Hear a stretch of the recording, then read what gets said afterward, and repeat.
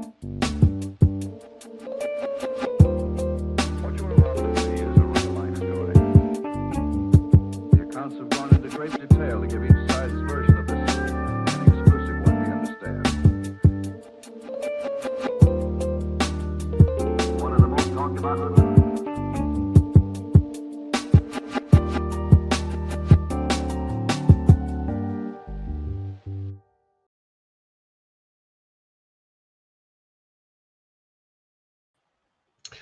Hello, Mr. Richard Doty. Welcome to PiFi number 114. Thank you, Tony. Good to be here. I appreciate your time. I know you're busy with all of your projects, and I appreciate you filling me in, or filling me in, allowing me to have you on the show. I know you're really busy.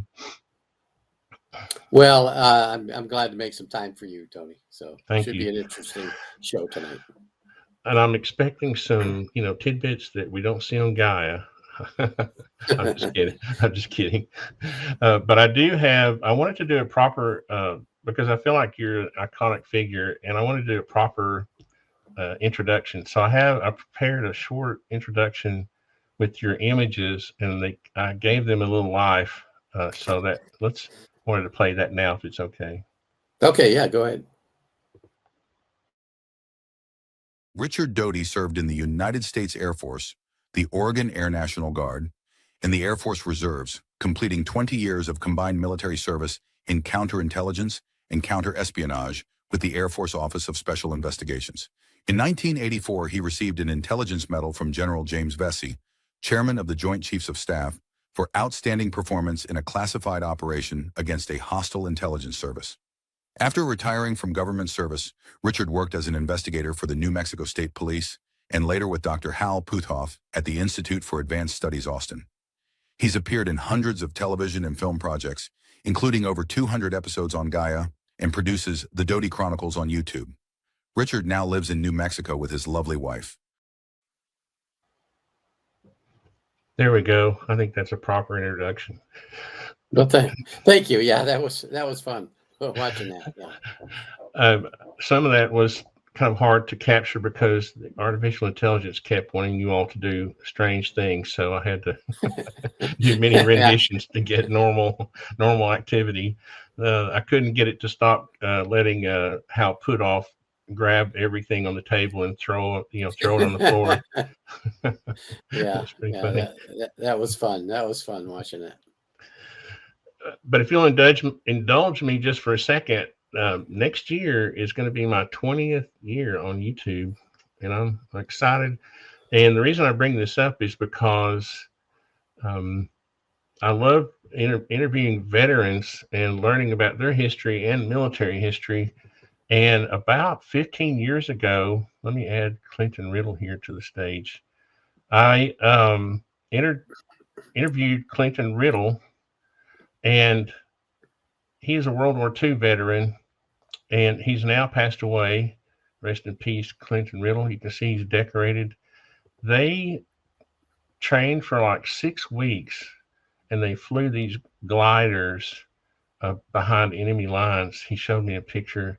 He said he actually had a camera with them, and he took these photographs of the glider. They basically, had to crash land these things, and they had like a 15%, casualty rate just getting to the site, behind the lines. And so anyway, I've always loved interviewing people about their military service and just learning some history. And I was hoping that you would, you'd share with us tonight the not similar stories. I know you didn't fly glider in behind enemy lines, but no, I didn't do that. But I've always, and the thing about it is, he passed away like 10 years after that, like 5 years ago. So I feel really, good that I was able to capture him. I spent like 10 hours with him on 3 different trips because he lives near me. And anyway, I wanted to preface the show because some people will wonder why I'm not asking you about, all the woo stuff. And I'm really interested in your military background and your intelligence work and that kind of thing. Because I've always thought it was interesting how people and this is my first question really. Um, on in the first, I guess the oldest image is, or the in order of appearance would be where you're shaking hands here. Is this the oldest photograph? Yes, that's when I was in the Oregon Air National Guard. Uh, that was at in Oregon, Portland Air So Base. you were in the Air Force prior to that, or after? This is Yeah, yeah.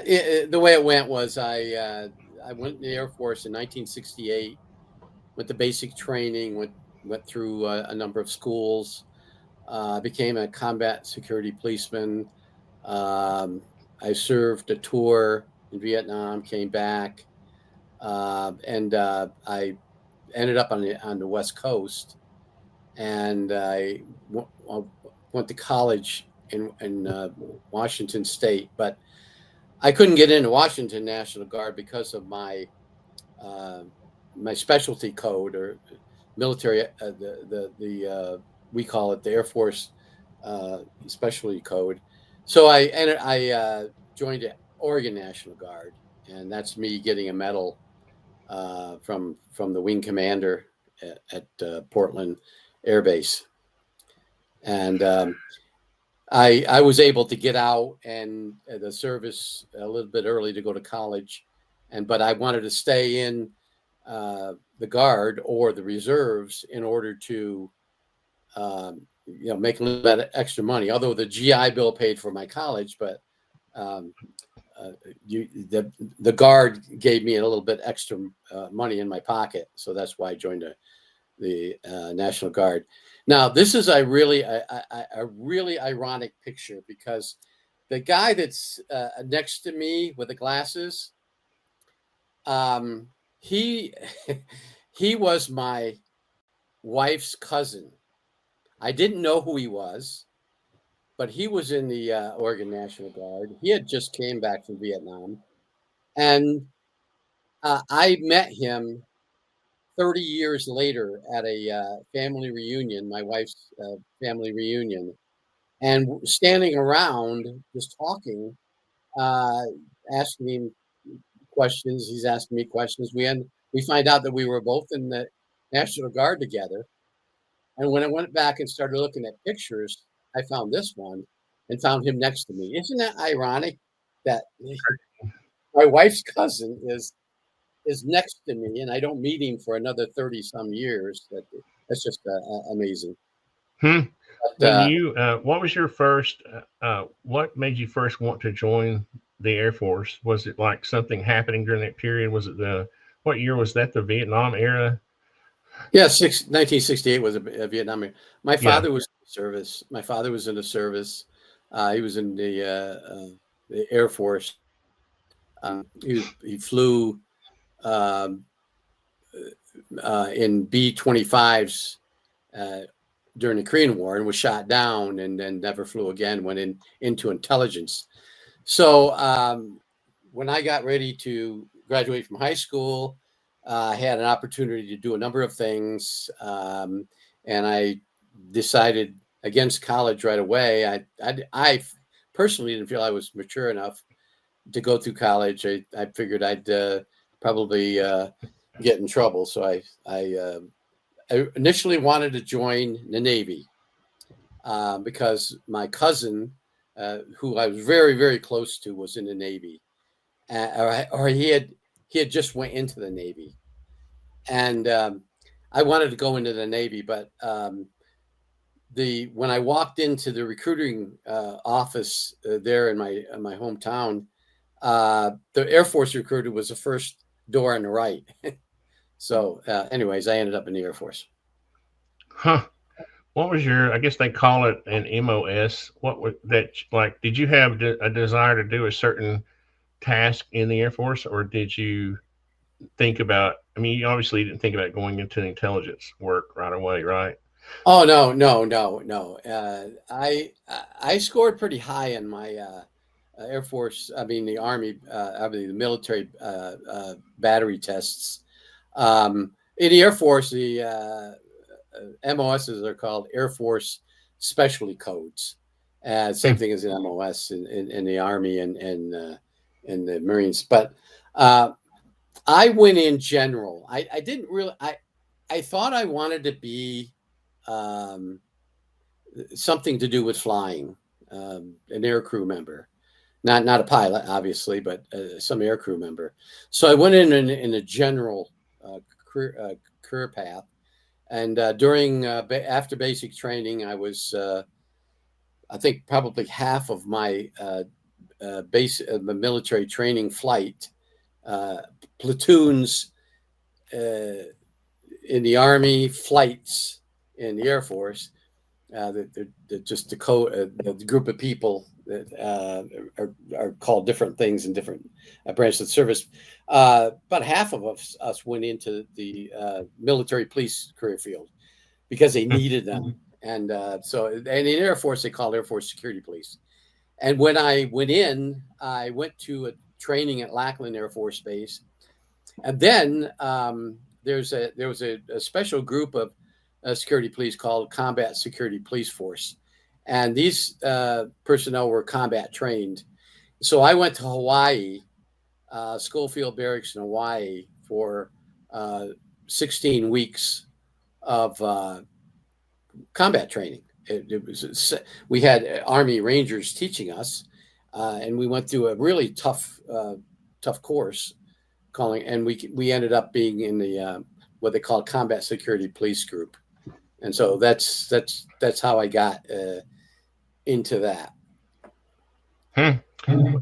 Did you get in the Air Force? Did you get stationed like overseas at any point, or was that later when you became part of the intelligence services? No, I have to separate. During my regular Air Force career, I had nothing to do with intelligence. Okay, I'm learning. I'm not like some of the people on UFO Twitter that understand like every second of your life. I'm learning as we go, and I am a big fan, but I haven't studied. I'm not well studied, so if I ask a question, it's because it's out of ignorance, not right. Okay, I understand. No, I understand. Hidden meaning behind it. Really understand. But yeah, I'm just trying to understand. I'm just trying to set up, how you went from the Air Force to sort of just a historical part of it, right? So after going through the Combat Security Police course, I was assigned to a unit in Washington State, Fairchild Air Force Base. It was called a 1041st Combat Security Police Group. And within the group, there were three squadrons, 821st, 822nd, 823rd. And we went on temporary duty on a number of different locations for different training, extra training. And actually, we went all over. We went to Panama for some jungle training. We went to Fort Benning, Georgia for training. So we did a lot of training. And then in the summer of 1969, we went on a temporary duty assignment. My squadron. Within my squadron, we had 3 flights.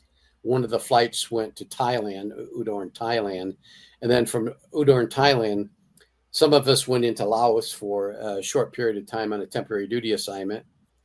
And we would come back and then go back to the States. And then I served a tour at Phan Rang Air Base in Vietnam. So was the part where you were in Laos, was that sort of was that when we weren't supposed to be in Laos, or was that, you know what I mean? Wasn't there a time when we weren't supposed to be in certain areas? Right. That's the secret war in Laos that you can read about.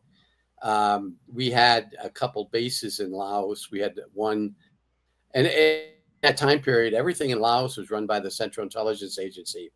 But the Air Force and Army were assigned clandestinely or covertly in Laos. Before we went into Laos, we had to be sanitized. Everything on our uniforms, any tag, any name, and we were always in fatigues, were taken off. So they could never identify us as being Air Force or U.S. military. And then we were given ID cards. There were military assistants, Southeast Asia, something like that. So we didn't have our own ID cards, like the military ID cards. You didn't have a driver's license, nothing. You were totally sanitized when you're in there. Even our weapons that we were using, and back in those days, we had CAR 5s, which are the miniature versions of the M16 rifle. They're M4s. They're called them M4s now. There's no nomenclatures on them, no serial numbers on them. So when we went in, and we were at Long Chin. We went to Long Chin, and our flight. And at Long Chin, they had Ravens. Now this Raven group were U.S. Air Force pilots that were flying airplanes, unmarked, Muslim unmarked, for the Royal Laotian Air Force. And they were T-28s or A-1E Sandys. And our job were to guard those planes while they were at Long Chin.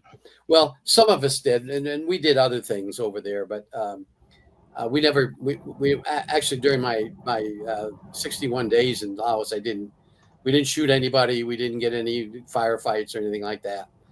We came back, and then there was other group that went in. And when we came back, that second group that went in, they saw action, which, fortunately or unfortunately, whatever you want to call it, I didn't see any. And then went back to the States and then to Phan Rang. So, but to answer your question, yes, it was a secret war in Laos during that time period. What was the CIA? This is the part where of the war they were trying to whip up the Khmer Rouge or like they were trying to do some counterintelligence. What was the purpose? They were like dealing with the rebel forces, or what was that? Well, and sometime in the 60s, well before my time, but the CIA went into Laos to protect Laos from being overrun by the North Vietnamese. There was two different distinct countries in North Vietnam, South Vietnam, and the CIA came in to Laos to set up a secret base to protect the Laos from being overrun by the North Vietnamese. And there was a secret, there was an army, the army in Laos at the time, the communist army was called the Pathet Lao, and the Pathet Lao was a communist supported army inside Laos. There was also another neutral force called under a general by the name of Kong Lee. He was primarily in the northern part of Laos, and he was he didn't want to take either side, but he was mostly aligned with the Pathet Lao and not the Royal Lao Army, which was the current army inside Laos. But not only was the Air Force in there, we had Army Studies and Operations Group, which was a Army Special Forces operating out of a number of different sites in Laos. And so there were quite a few Americans in Laos and at the time. The famous incident that happened in Laos, in the northeast corner of Laos, just about 30 miles from North Vietnamese border, was a place called Lima Site 85. Now, Lima Site 85 was on a high mountain up there, a 5,200-foot mountain called Phu Pa Thi. There was a highly classified, top secret Air Force radar site located there. And in 1968, that site was overrun, and there was a number of Air Force personnel killed at that site. And then a number of they believe about 3, maybe 4 airmen were taken prisoners. We don't know whatever happened to that group, but that's, if you go back and search for the fall of Site 85, you can read the whole story about that. And that Did any of them make it out? some made it out. I think five were. The helicopters went in and rescued, I believe, 5. One Chief Master Sergeant was killed as he was being lifted up into the helicopter. He got the Congressional Medal of Honor. His name was Richard Etchberger, and he got the Medal of Honor. One of the few Air Force people that got one during the Vietnam conflict. And it took many years. I think it was 20 years before the Air Force declassified that incident. Now, I was never involved in anything like that, but some of our security police personnel were, not me, but because I wasn't even in the service then, but some of the combat security police force, they went up there, I think 11 days later to search for survivors. But what year was that? That was March of 1968. Okay. All this was in 1968. Yeah. So was that the year that you had sort of this joint service work, or did that come later? No, that came later. That came in 1969, when, after I got out of the training. During that time period, during the late 60s and early 70s, the Air Force was relatively new service. I mean, the Air Force was formed in 1947 under the National Security Act, September 17th of 1947. The Air Force didn't actually exist until 1950. I mean, it took a long time for the Air Force to become a military branch. So during that time period, we were using different services to assist us. And even in the late 60s, after coming out of combat security police school, we were a lot of times teamed up with other branches, special forces of different branches. We worked with the Marines, we worked with Army, we worked with even the Navy SEALs at one particular time in Vietnam. And they were called Joint Forces units. And there were a lot of Joint Forces units operating, especially in Southeast Asia and in other places, even in Germany. And these forces, they worked together because everybody had a specialty. So you would team up with this other branch and then work on a particular operation with them. And it may take 4 weeks or 4 months or 6 months. And so you live and sleep with these guys, these other joint services, and they were called joint service operations. And so the Air Force didn't maybe have something, they didn't have a particular specialty that they needed to complete this operation. So they went out and asked the Navy, the Army, or Marines to come in and help. And that's kind of the way it went. How did you communicate during those times when you were, operating during those joint service operations, where you had, did you just like do a daily log, or did you have to do radio, phone, what I mean? How did you communicate or document your work during those days? Well, we had radios. We had, in fact, during the time in '69 when I worked with a joint services operation, we had radio communications with everyone, including the command wherever we were operating out of. So everything was done by radio. We had a couple of different types of radio. We had the FM band, which is I think the 145 point something megahertz. That was our FM radios. I think they were called I can't remember. There were Motorola radios. We called them the bricks. But Oh anyways, yeah. we also had the bigger radios, the PRC 25s, and then the 27s. And later on, we had a UHF version of that. So we always had communications amongst each other, and or the command. As far as documenting what we did, that was always done by the command, whoever we were working out of, the command post or the command operation.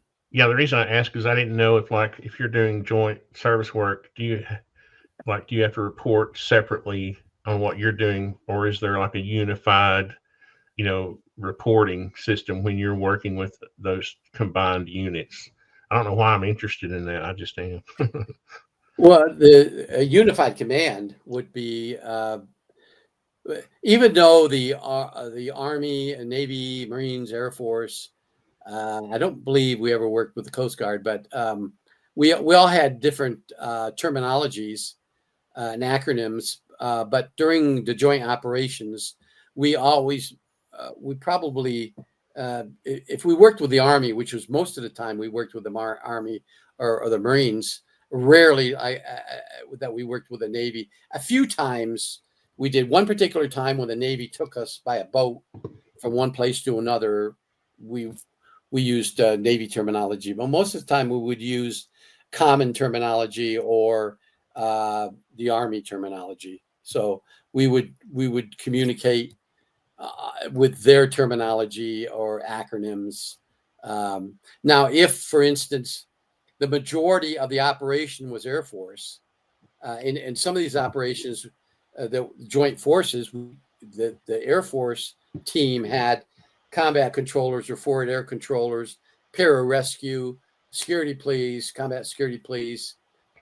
If we had the bulk of the unit and we only had maybe a couple Air Force, Army, maybe alerts people or something like that, then we would probably use the Air Force terminology, and those guys would have to use Air Force terminology. So we were always able to communicate with each other. I had this image of you sitting in your own tent with a radio, reporting secret information back that was separate from the unit. You know what I mean? I don't know why I have that impression that like you were a joint service, but you were operating, you were inserted or something. I don't know. You know how people's imagination goes kind of crazy. No, we were, even back in those days, we learned Morse code. I mean, it's very rare that today they use it. There's other highly classified ways of communicating nowadays, but back in those days, we all learned Morse code, and we did use Morse code on it was called a I can't remember the nomenclature, but it was a device that could send out Morse code. Did it also was it like the Enigma machine where it would encrypt the beeps and then on the other end it was decoded? Well, how did you keep the enemy from receiving the same signal? I tell you, I don't know. I think we were told during our Morse code classes that it was highly unlikely that the enemy would be listening to what we were sending. But if they were, there was a way to do Morse code that would mask it. Because in the beginning, if you're a Morse code operator, you're not going to start with the 2 dots and 2 dashes and 2 dots. You're going to go through a series of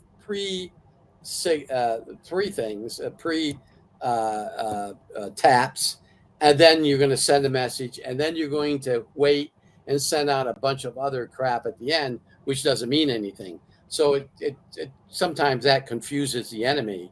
It's not Morse code. There's a lot more Morse code than just a three dashes and 3 dots.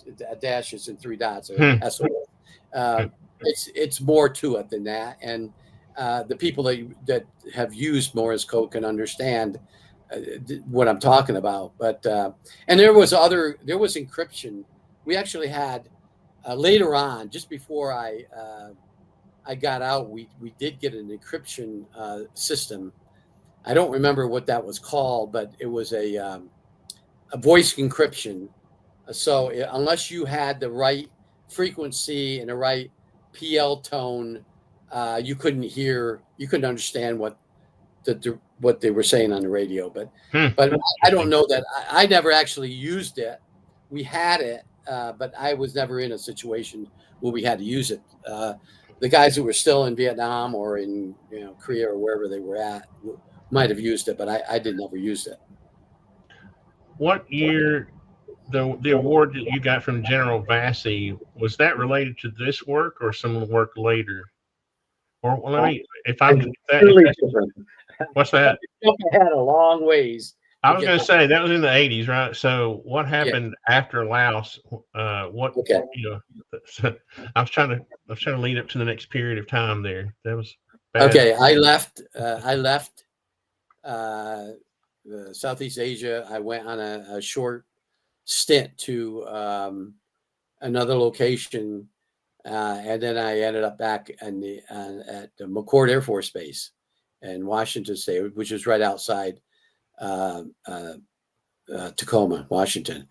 And now it's called Joint Base McCord Fort Lewis because there's an Army base, Fort Lewis, right next to McCord. But anyways, I got out of the service there in '71, and I joined immediately the Oregon National Guard. I went to college in Tacoma, and then when I got out of college, I went into intelligence after college. So that was in the mid 70s, 77. I was accepted. I went to a number of different intelligence courses in Washington, D.C., the AFOSI Academy, then the Intelligence Operations course, a DIA course, a CIA course, and then I was assigned as an OSI agent to Kirtland Air Force Base, and that was in 1978. I've always wondered how younger, smart people get recruited into these. Like, what was your major in college? My major was political science, Okay. with a minor in education. There you go. Specifically in math. I wanted to be I've always wanted to be a teacher, and I do. Well, you'll find out. I taught online for years, but I wanted to be a teacher, and when my father was in intelligence, my uncle was in intelligence, so a lot of people will say because they want to keep it in the family. I got in intelligence because of my father and my uncle. My father never worked in the type of intelligence that I worked in, counterintelligence. He was a collector of intelligence. He spoke fluent Russian. He worked in a different area of intelligence. My uncle, Edward Doty, Major Edward Doty, was famous for investigating the Lonnie Zamora case in Socorro, New Mexico. So he was a UFO investigator. Now, did I get into intelligence because of him, of them? No one's ever said to me during my application process to get into intelligence that I'm going in there because of my relatives. No one ever said that. But I tended to think that somebody had helped push me into that. The real funny story. During my college days, I went to Pacific Lutheran University.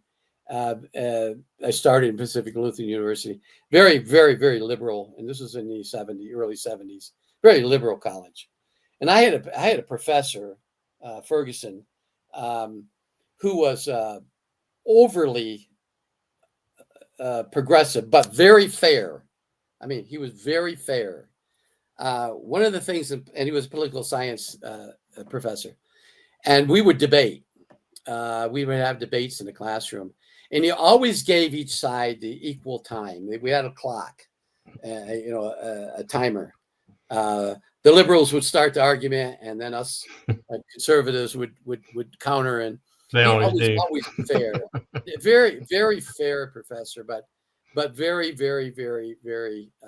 At least he put on a show, and so in my senior year, I was doing some student teaching. I was going to want to be a teacher in a inner city high school, 7th grade math in Tacoma, and I came back to the college, and I had a late class that afternoon with him. And as I was leaving, he said, "Richard, come here a minute." So I come back into the classroom. I said, "Yes, sir." And he said, he gives me a piece of paper with a number on it. He said, "When you get a chance, call that number." I said, "Oh, okay, sir. Is it because of the class?" And he said, No. He said, "That number pertains to your future." So I said, "Okay." And I didn't think much of it at the time. So I don't know, a couple of days later, whenever it was, I called the number, and it was a person answered and just gave the number back to me. Said, "You just called this number." And I said, "Well, my name is," and I gave my name. I was told to call this number. And there was a long pause, and a woman came on the phone, and she says, "Saturday morning at, I think it was 10 o'clock, be at a certain location in Seattle at this office building."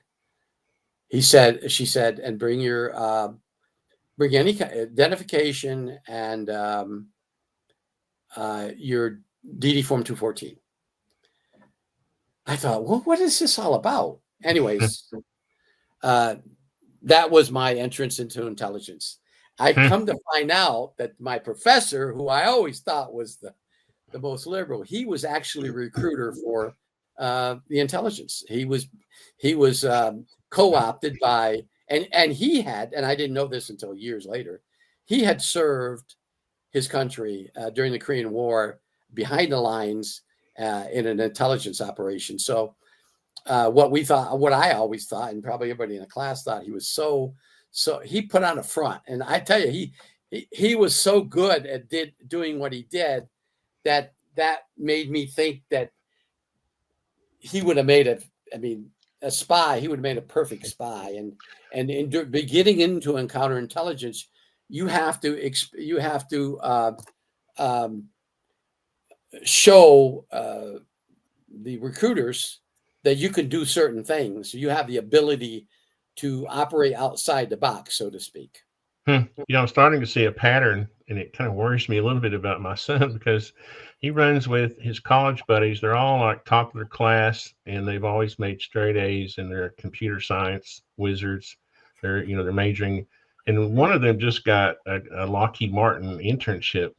And I feel like these professors, I wonder sometimes if there's some kind of network where that they're checked up, like somehow there's some kind of way of keeping track of the smartest people in the country, as they come up through the education system. Because I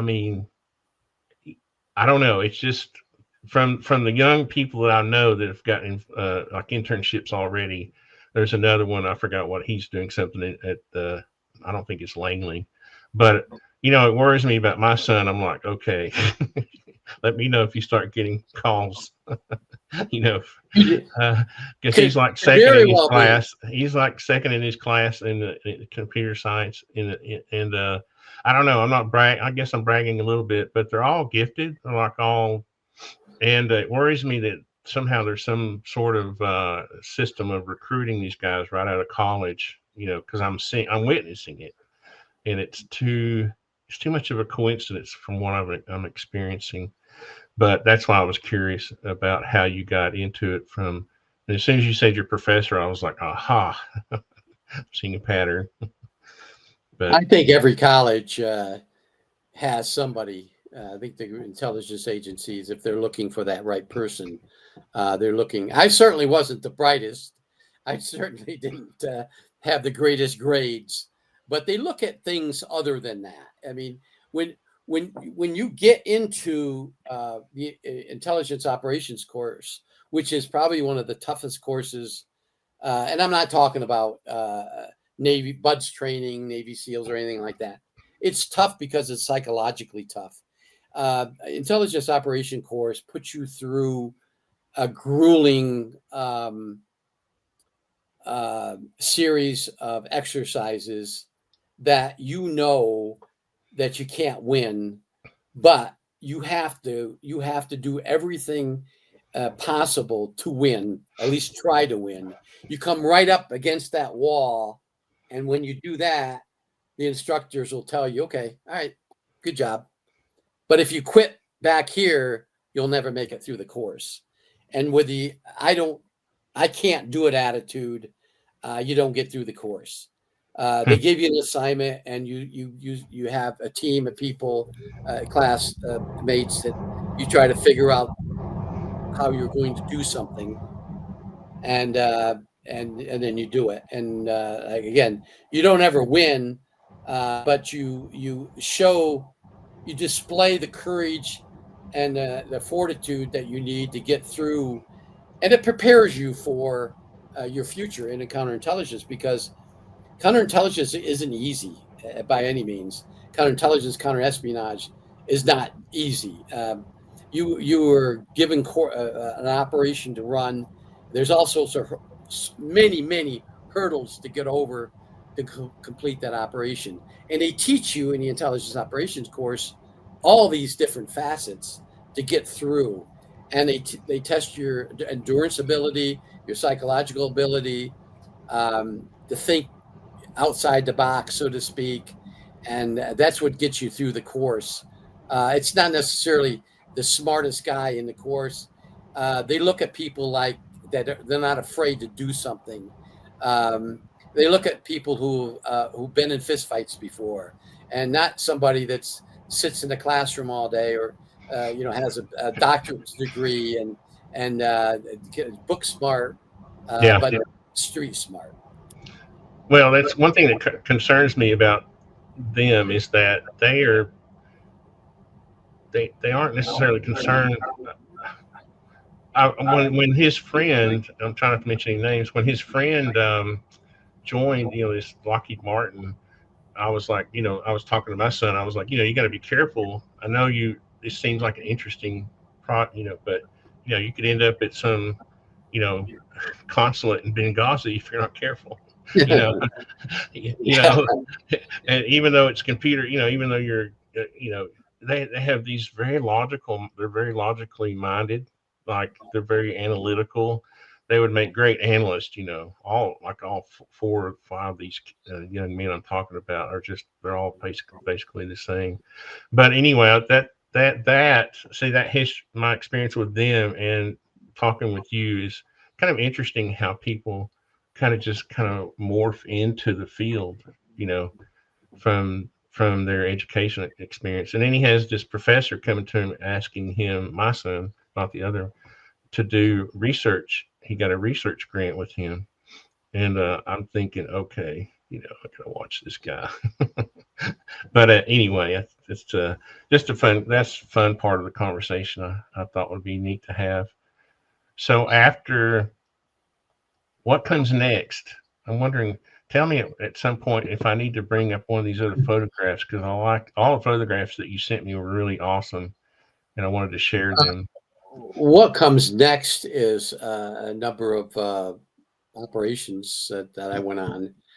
Just because I was stationed at Kirtland Air Force Base with Air Force OSI District 17, it didn't mean all my operations were there. We within counterintelligence, you're gifted. I would say gifted with a certain code, and that meant that code means that you're authorized to investigate certain things, and or run counterintelligence or counterespionage or deception operations. Deception operations, of course, is disinformation, as you would call it, but in the intelligence career field, it's deception. You don't see disinformation, you see deception. And there's all sorts of different types of deception operations. But I worked through a number of operations around the country, up at Ellsworth Air Force Base, and in some other locations. This is while you And were in then the National Guard no. or This was in the Air OSI. Force? Oh, OSI. okay, I okay. was OSI. Now, don't confuse U.S. Air Force and OSI. Is that Air Force Office of Special Investigations is a separate operating agency within the Air Force, okay? And it reports directly to the Inspector General of the Air Force. It doesn't report to local commanders or anything like that. We wore civilian clothes, we had civilian ID, no connection to the military. So you have to separate what I did on regular Air Force active duty and reserves up to now. I'm out.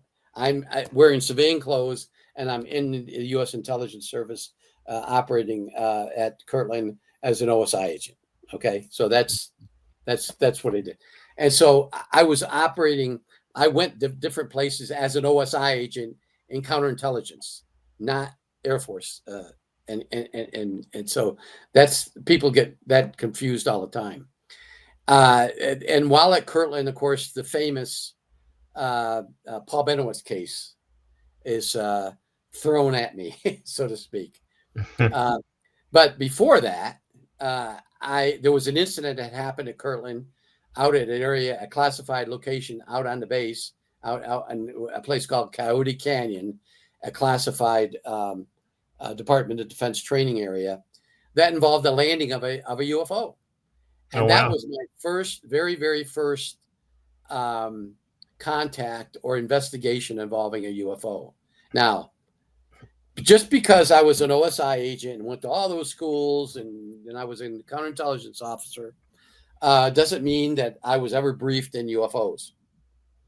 During my training as an OSI agent, I went through almost a year of training. The only thing that was ever mentioned about UFOs during that training was Project Blue Book. We got probably a class, maybe a full day on Project Blue Book. And then we had to do a small project. The class had to, or our group had to, regarding researching some things about at a library. Of course, back in those days, we didn't have the internet. You had a library. You had to go to an actual library and look through books. But that's it. That we didn't have. We weren't briefed on the United States government involvement with UFOs. We didn't talk about Roswell or anything like that. So when I went out to investigate the incident that happened at Coyote Canyon, where a UFO allegedly landed on an Air Force base, I investigated that. I come back to the office, and my boss, John, who was a civilian, he had nothing to do with it. He wasn't military. He was a civilian. He was GS. He said to me, he said, in order for you to continue investigating what you're investigating, you have to get a special briefing. And that day changed my life, literally changed my life.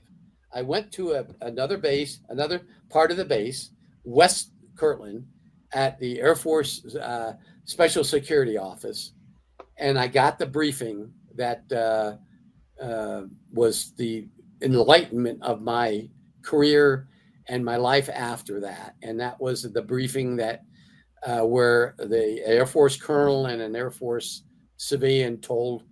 Now, I was the only one in class. There was 6 or 7 other people in this room, not class, but it was a briefing room, that the United States government has been involved in investigating and had actually had contact with extraterrestrials since 1947.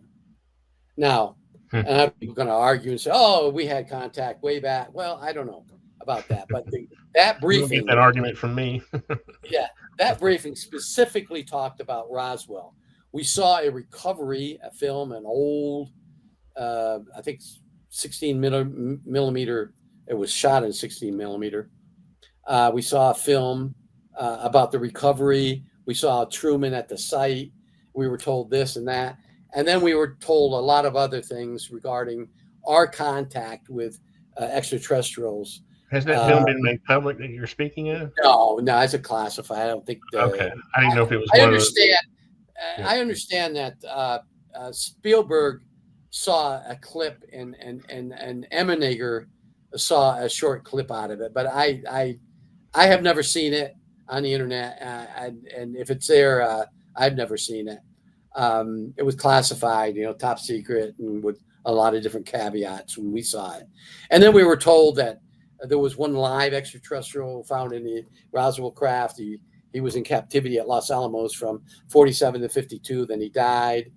We were told about the Kingman crash in 1953, some other crashes, some other recoveries, and then the fact that everything that we recovered was at a classified location in Nevada. And there was a lot of other things. The briefing lasted several hours. When I left that briefing, I got into my OSI vehicle, which is just, it was a 1978 Ford. And I was driving back to the OSI office, which was on the east side of Kirtland Air Force Base. I pulled into a parking lot, some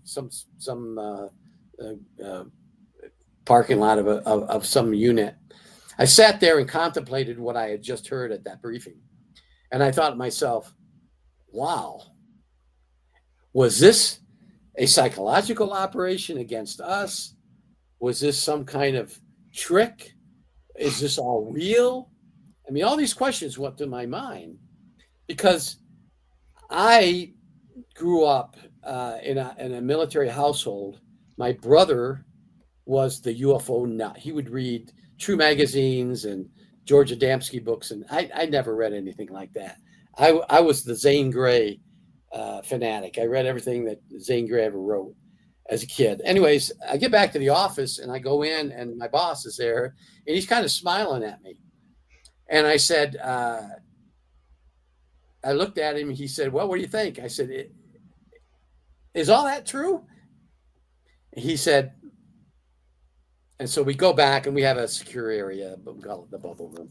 We go in there and he said, what do you think? I said, well, is that all true? And he said, what do you think? I said, well, I don't know what to think. I sure looked real to me. He said, everything you saw in there is fact. And believe me, you're going to find out a lot more about that subject during your career. And that was an understatement because, as I said before, it changed my life. I found out a lot more about our contact or our involvement with extraterrestrials during my career, OSI career. Did you, the original landing in the canyon, did you ever see any video or images of that incident, or did they keep it under wraps? What was the canyon that you said that where the UFO Coyote Canyon. Coyote Canyon. Yeah, you can do a FOIA on that. There are some documents that have been released.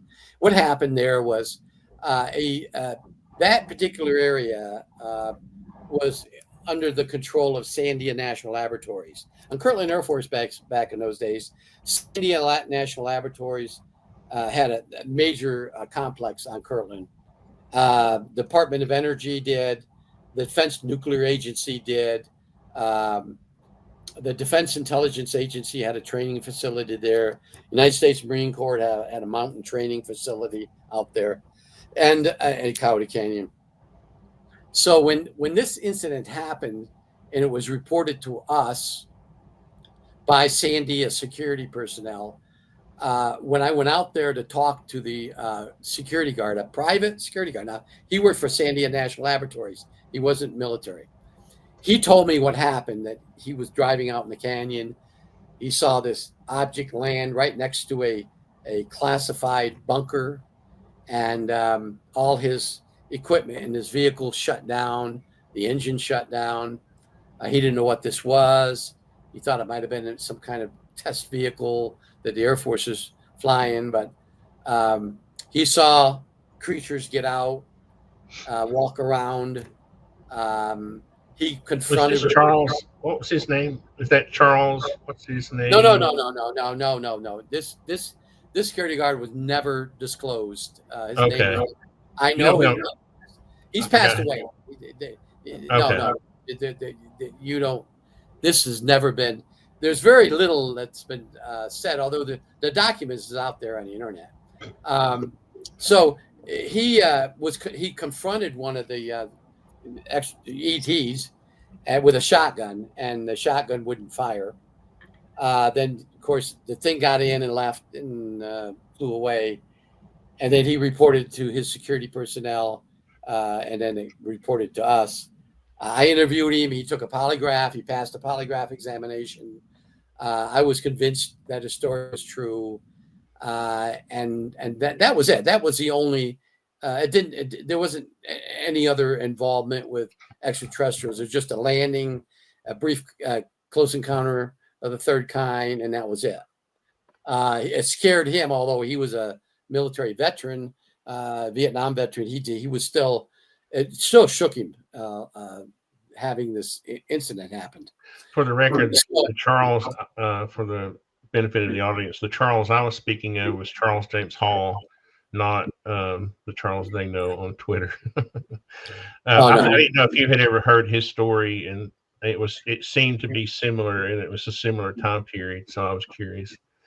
Well, his supposedly occurred in Area 51. Okay.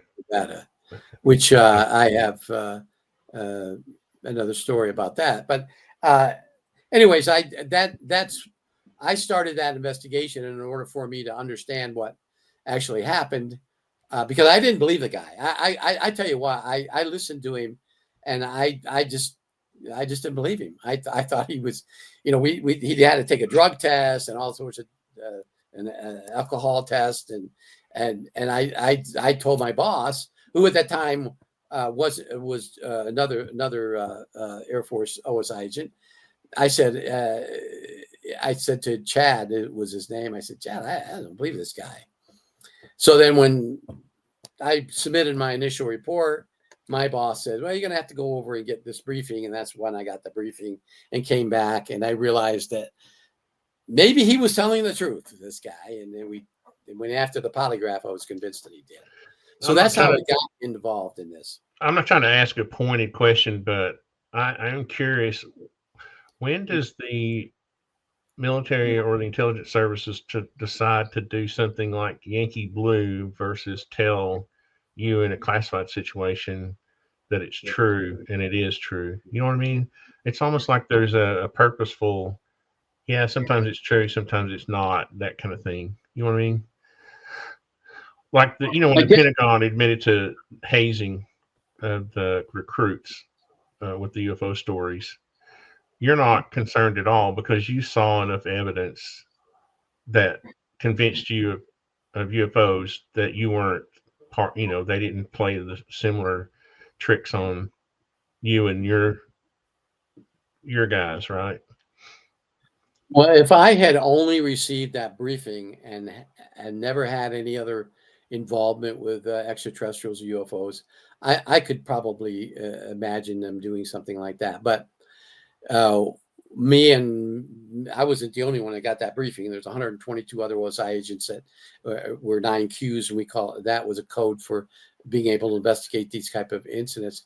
I'm thoroughly convinced that we did, and I have a plethora of instances to talk about. Some I can talk about, some I can't, involving extraterrestrials and extraterrestrial contact, UFO landings, recovery operations, that thoroughly convinced me that we have had contact with extraterrestrials. They've been here, and they probably even living among us. So only the real ignorant people on X or on the internet will make that statement.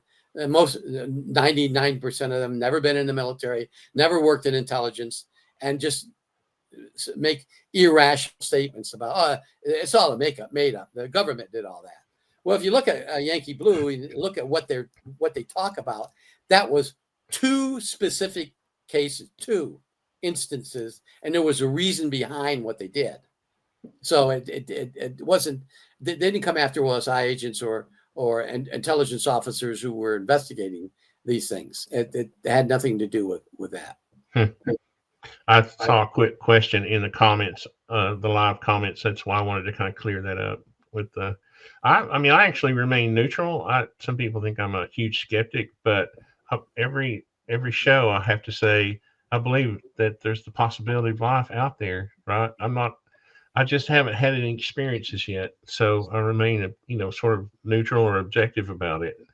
And that's why I do these shows, because if you can convince me, maybe I'll be convinced. I'm not against the idea. In other words,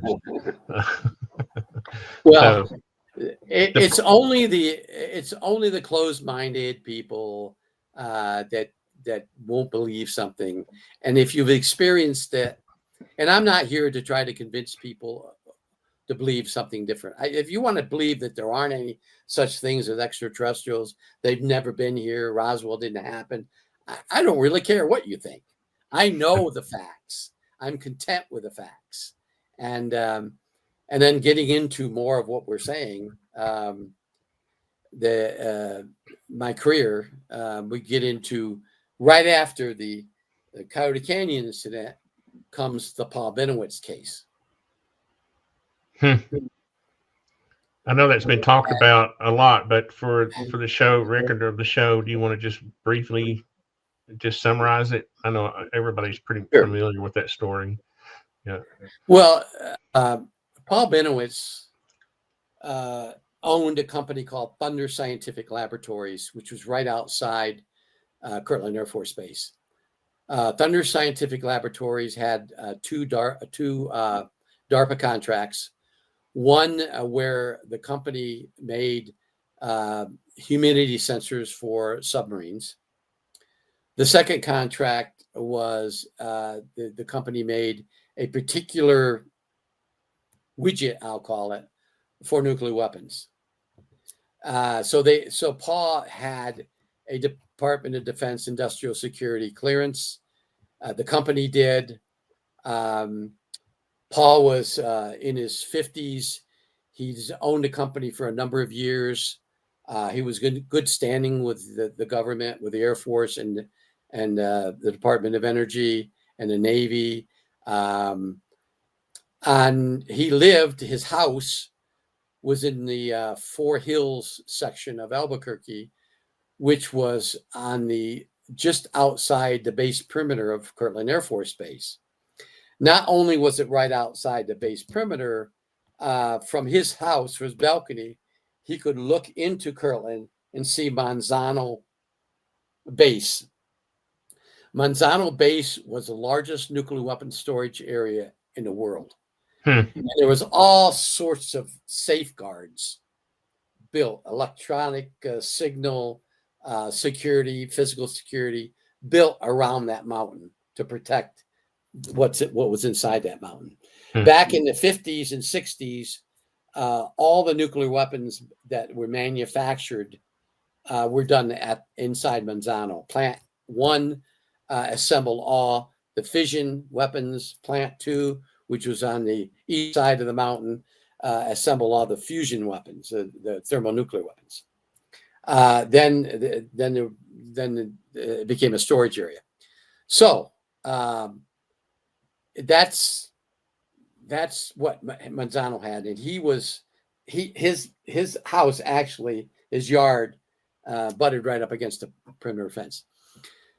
Paul started taking pictures of things from his balcony, things that were flying around Kirtland Air Force Base, and it concerned him. Go back a little bit. Paul, what year was it when he first started taking the photographs? 1979. Okay. 1979. Paul was a avid. He was a member of APRO, and you know what the APRO is. He was a investigator for APRO. He was also a member of NICAP. He was a strong believer in UFOs. When he started taking pictures of these things flying around Kirtland, he was very concerned. So he immediately contacted Lieutenant Colonel Ernie Edwards, who was the commander of the security force at Manzano Base. He talked to Ernie on the phone. Ernie said, well, come out to the base. And because of Paul had a contract, Paul had a pass to get onto Sandia Laboratories, so he could get onto the base. He sat and told Ernie. How did he get a pass? Because he had a contract through Sandia National Laboratories. Paul Benowitz did? Yeah, I did, because I his didn't know that. he ran Thunder Scientific Laboratories, which had a Huh. contract with Sandia, so he was authorized to go to get to Sandia through the Sandia Gate. Anyways, so he tells the story to Colonel Edwards, and afterwards, Colonel Edwards immediately contacted me. I was a counterintelligence officer for the base, and Ernie says, "Hey Rick, can you come to my office? It's really really important." And I said, "Sure, yeah, Ernie." So I get in a car and I drive out to where his office is, and he gives me the story that he had just gotten from the civilian by the name of Paul Benowitz. So I said, "Oh wow, that's amazing." He said, "And here's some of the photographs he took." And I look at these photographs. So I immediately go back to the office and I do a lot of background checking on Paul Benowitz, and I found all sorts of information on him, that he did have a industrial security contract, and he was the owner of Thunder Scientific Labs and so forth. And so I went to my boss and I said, "We got this case." And he said, "Well, do a Form 1, which is our OSI complaint form. It's like a form you put the summary of information on it, and then you send up to headquarters."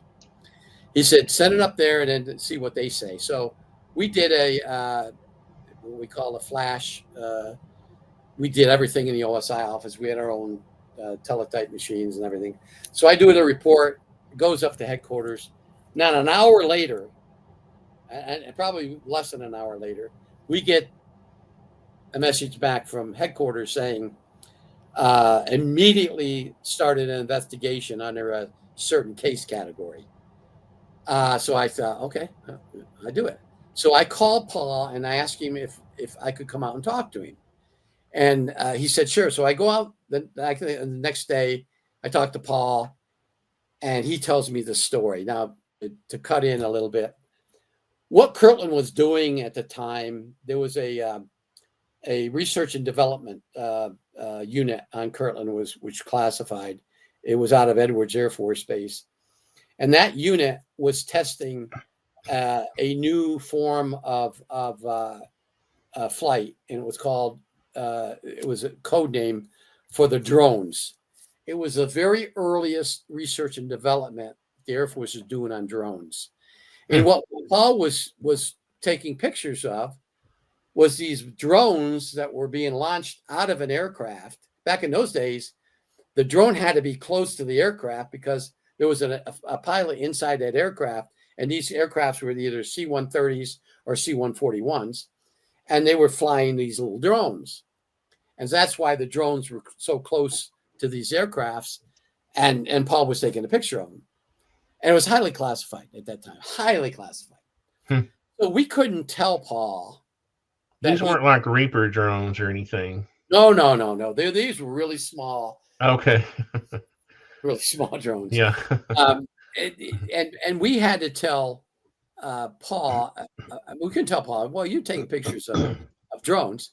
We had to think of something else.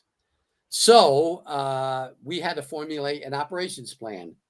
In the intelligence community or in the military, no matter what you have to do, any kind of operation, there always has to be a plan.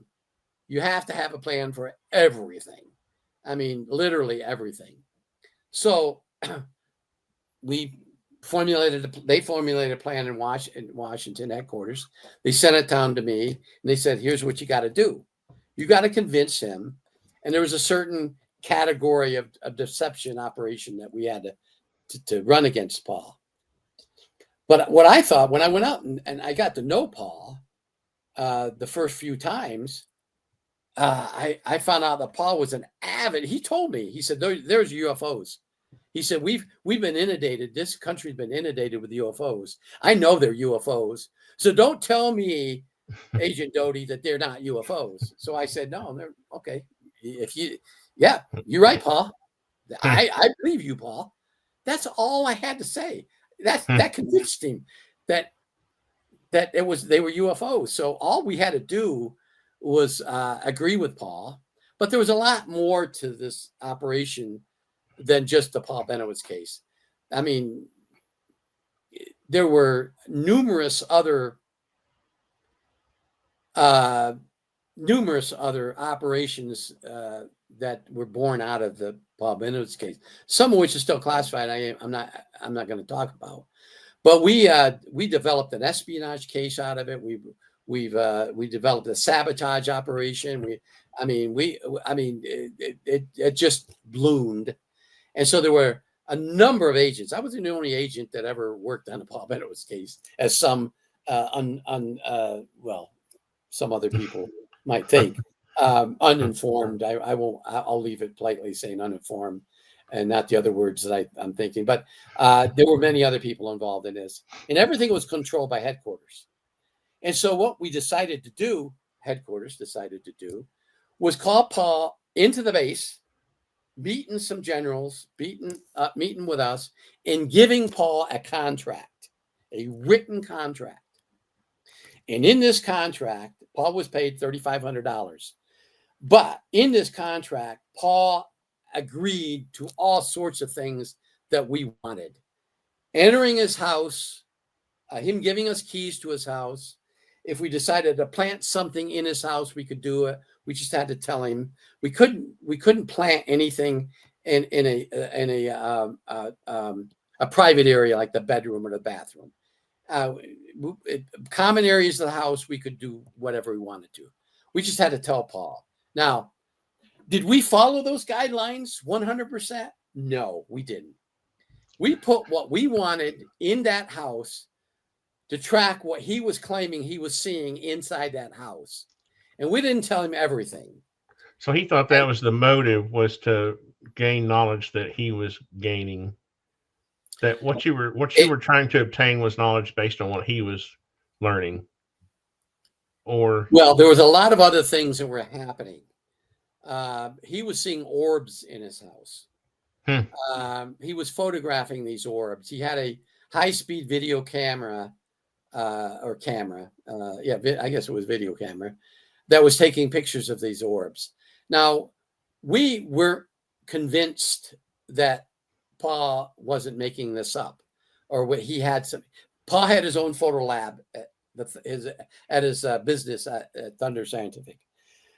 So we had to make sure that what he was saying wasn't something he was creating. So we put some other devices in there to a Gauss meter, and which measures electromagnetic induction and things. I'm not the technical guy. We had technical people doing all that. So and then there were some other things that happened that was unexplained. We just couldn't explain what happened.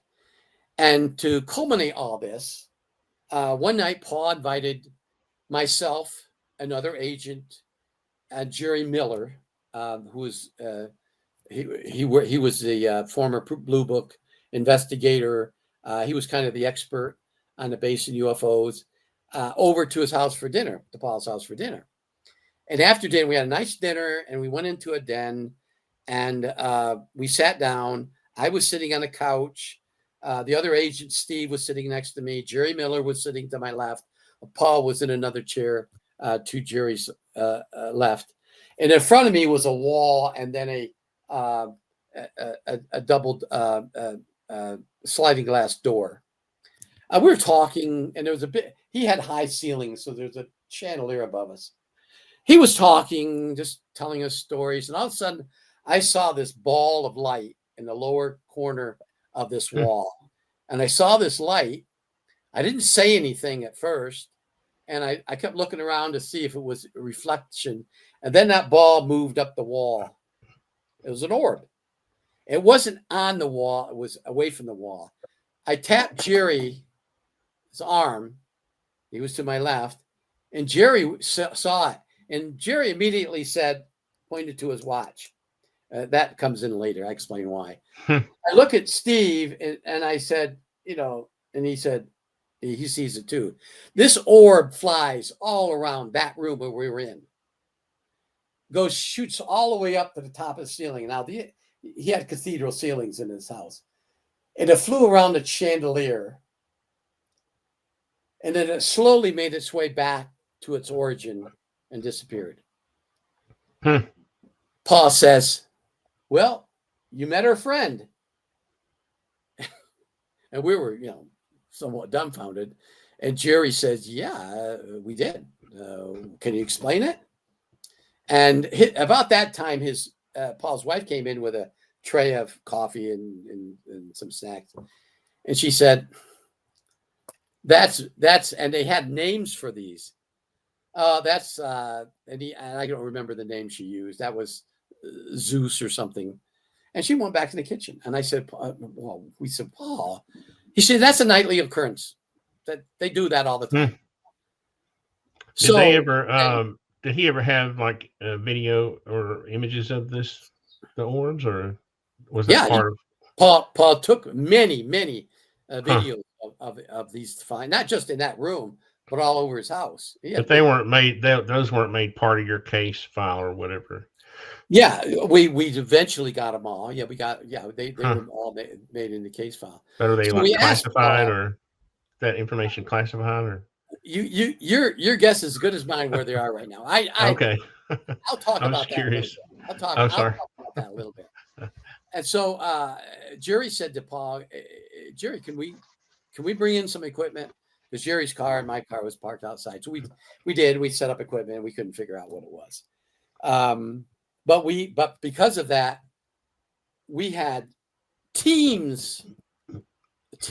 I mean teams, not just one or two scientists. We had teams of 5 to 10 scientists that came in from headquarters, from Lawrence Livermore, from Los Alamos, from MIT, into Albuquerque to study this phenomena, try to figure out what the hell is this? How did this happen? How did he create that? Well, Paul then told us that he was going to go on a vacation. His one of his sons was in California, and he was going to go to California to visit his son, him and his wife, and that the house was open to us. Well, we took advantage of that. Well, not me, but the scientists took advantage of it. They set all sorts of equipment up, and for like the first couple of days, nothing. They didn't see anything. But on the third day, the Super Bowl of orbs sightings occurred in that house with five scientists from various Los Alamos and other places in the house, and they observed it. It wasn't just one orb.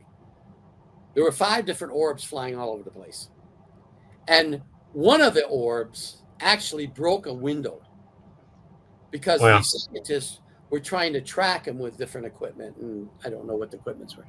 And one of the orbs went through a window and broke the window and went out. So I wasn't there for that. That was done by some other agents, and but I was certainly briefed on it later.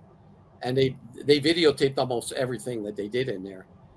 So now they have that to think about. That's just one of many phenomena that occurred inside or around Paul's house. The second, probably, which was classified. I haven't spoke about this in a long time. All I'll say is that 3 o'clock in the morning, Paul and his wife were sleeping. This was months later.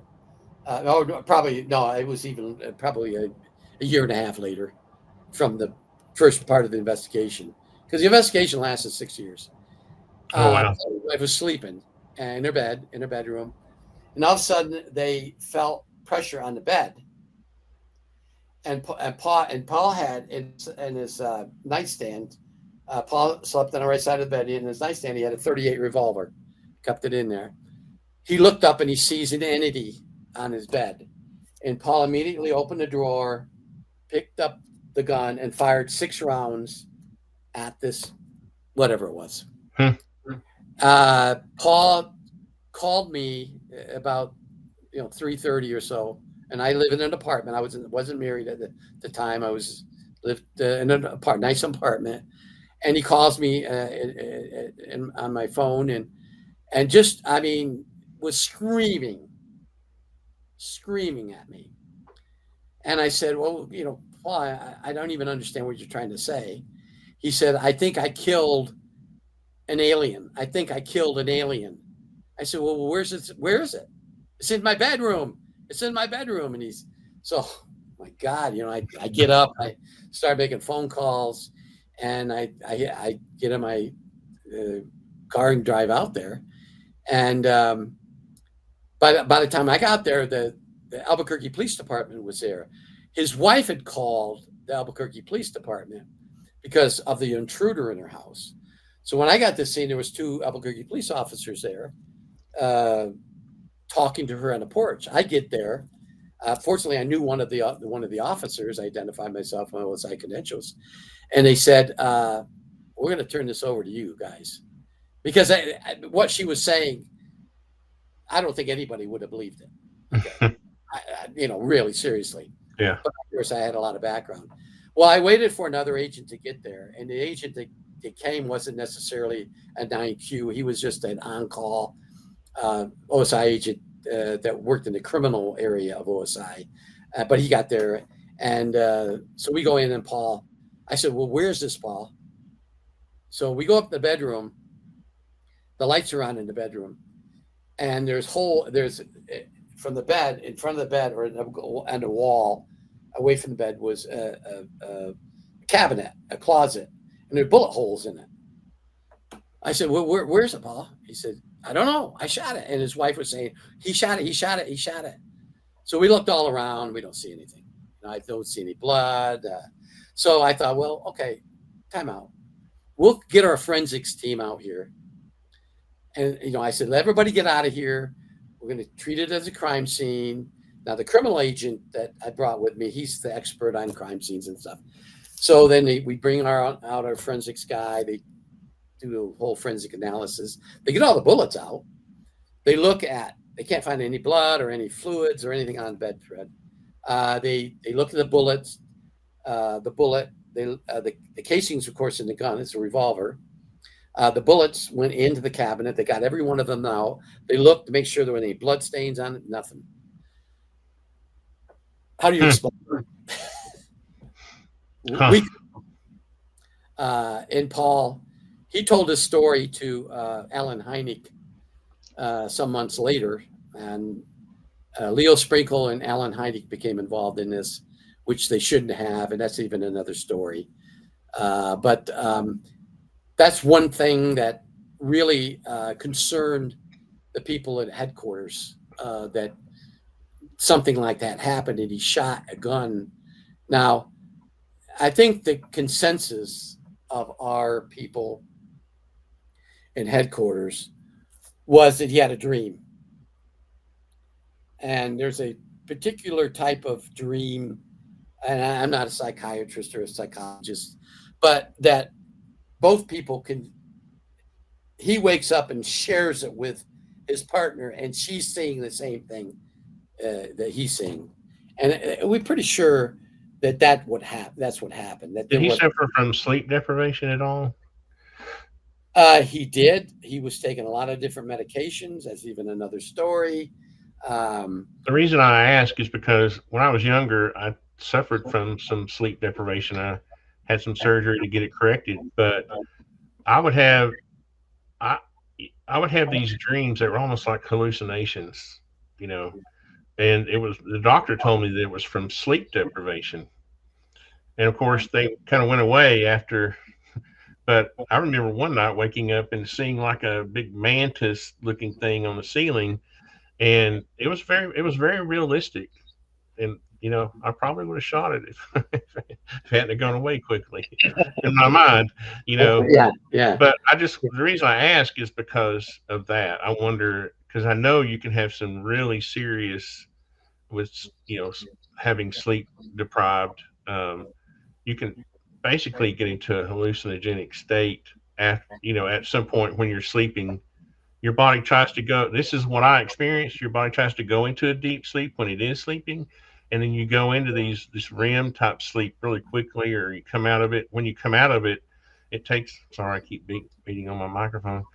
It takes a second to sort of fully come awake, and the dreams that you're having seems really bizarre and real. They seem like that object is in the room, because you're seeing like the room and the dream, the object at the same time. And that's why I was curious about his sleep deprivation, if he suffered from any of that. After this incident, uh, we uh, we brought Paul to the base, and we asked him if he would consent to a physical examination, and bring all his medication that he's taken. And this is where people are now saying that we drugged him. Um, what we did was, we had our own doctors, military doctors, and one was a civilian. Uh, they looked at all his medications and they're saying, you know what? This medication counteracts this medication, counteracts this medication. Paul, you're taking too many medications, and some of them are not right for you. And so, anyways, he allowed us to prescribe the proper medication. We did a full physical on him. He did high blood pressure. He had borderline diabetes and some other ailments. So we got him on the right medication. We got him, and it really helped him a lot. It really did. But he still smoked 2 or 3 packs of cigarettes a day. He drank Coke caffeine as if it was water. Always had a bottle next to him. We tried to get him off it, but he wouldn't.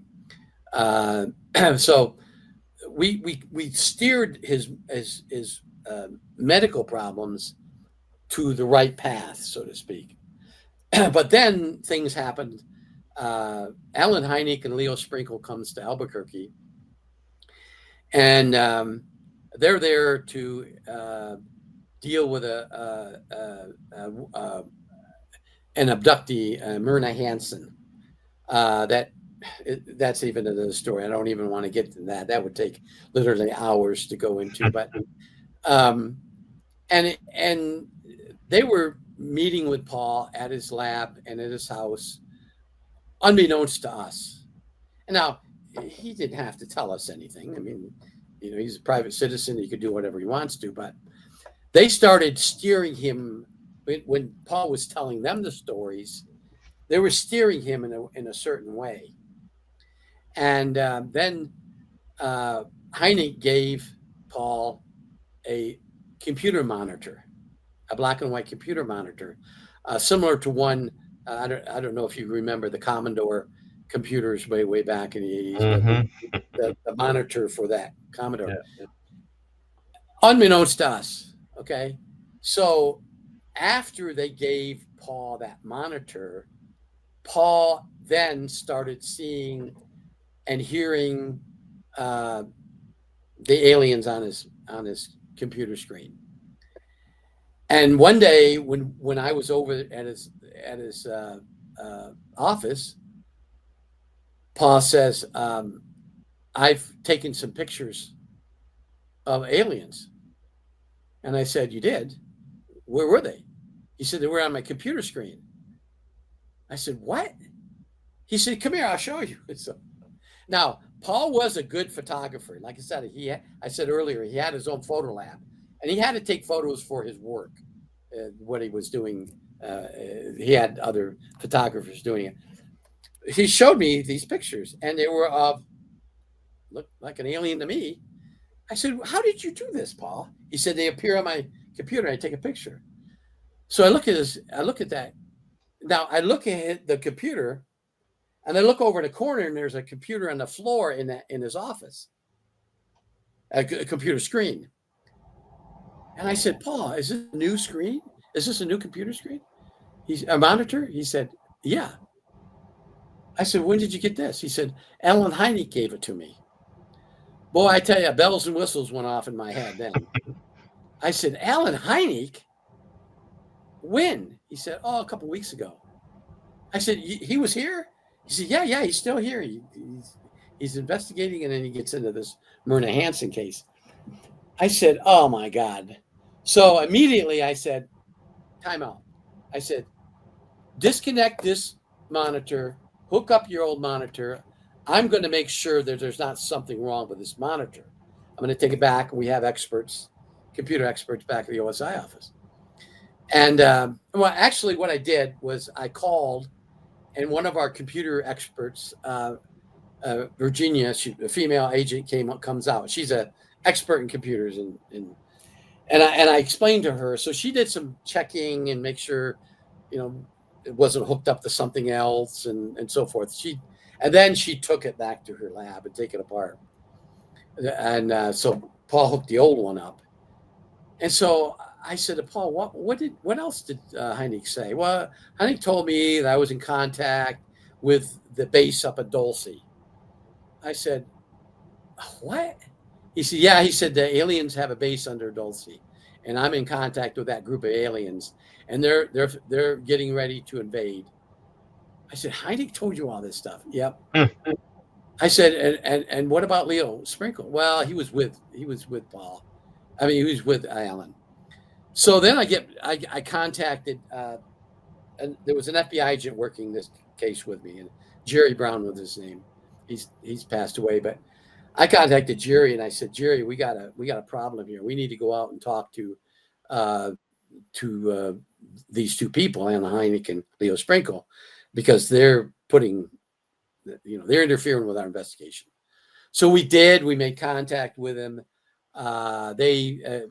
They had a different story than what Paul told us, but he admitted giving. He said, "I bought that computer monitor and put it up there and hooked it up. It was right out of the box. I didn't do anything with it. I didn't go into the computer and put anything or modify it." So, anyways, we kind of read them the right act, and they stayed away from him. So about this time, we bring in somebody else, and this is where Bill Moore comes in. And anyways, that's another story. So Heine, what was his motive for being involved? Well, Heineck was a strong believer in Phil Schneider's story about Dulce. And so Heineck told us, I mean, at the hotel room that they were staying at, myself and Jerry Brown, he told us, he said, I don't know what you guys believe and what you don't believe. And he pointed to me, he says, I'm sure you know, because you're Air Force counterintelligence, but there's alien presence on Earth, and they're hostile, and they're underground at Dulce. We said, oh, okay, that's what you think. And so he was trying to convince Paul that what Paul was seeing was in fact aliens, which kind of helped us in a way.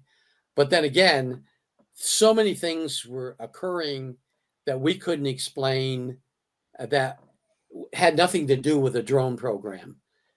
There was something else that Paul was seeing, something he tapped into, and we were trying to explain it. Were these drones technology that exists today, or were they phased out? Oh, they advanced. That was the very early stages of the drone R&D program. They've grown in the last 45 years from that point on. But these were like propeller-driven drones, not some other sort of propulsion. No, they were propeller, or they had some other way of flying. I don't know everything about that drone program. I was just trying to figure out what convinced him they were UFOs. Because he was a distance away from him. He was taking pictures of these things flying around. Yeah. And although he did take some close-ups, he couldn't, he was convinced that they were extraterrestrial. And another thing I didn't mention, another thing Paul did was Paul was an expert. He was a scientist, a physicist. He was an expert in investigating signals. In the Navy, when he was in the Navy, he was a signal intelligence person. So he knew something about signal intelligence. And of course, then he went on to become, went to college. And so he knew something about signals. Well, he had a device that he was pointed towards the base, and he was collecting certain signals, radio frequencies, and he knew they weren't common frequencies that were being used. And what Paul tapped into was on the base, NSA had a laser system, a highly classified laser system. This isn't classified anymore. It's been in several books. And this laser, as when a Soviet satellite was flying over, the laser would shoot a beam up to the lens of the satellite and blind it, so it couldn't take pictures of the Earth. And there were many of them. There were, I don't know, 4 or 5 of them stationed at different places. And Paul had tapped into that frequency that the laser was generating. That's how the NSA became involved in the Paul Bennewitz case. Now that's some stuff I haven't heard about the Paul Bennewitz case. Some of the people were telling me that I'm duplicating stories, but I always expect that people will, you'll hear something, some kind of tidbit that you haven't heard before, which I think I have. Were you, I guess you mainly you just had to basically agree with Paul. It wasn't like, the stories always that I hear that you convinced Paul, Paul of aliens, but he basically didn't need convincing.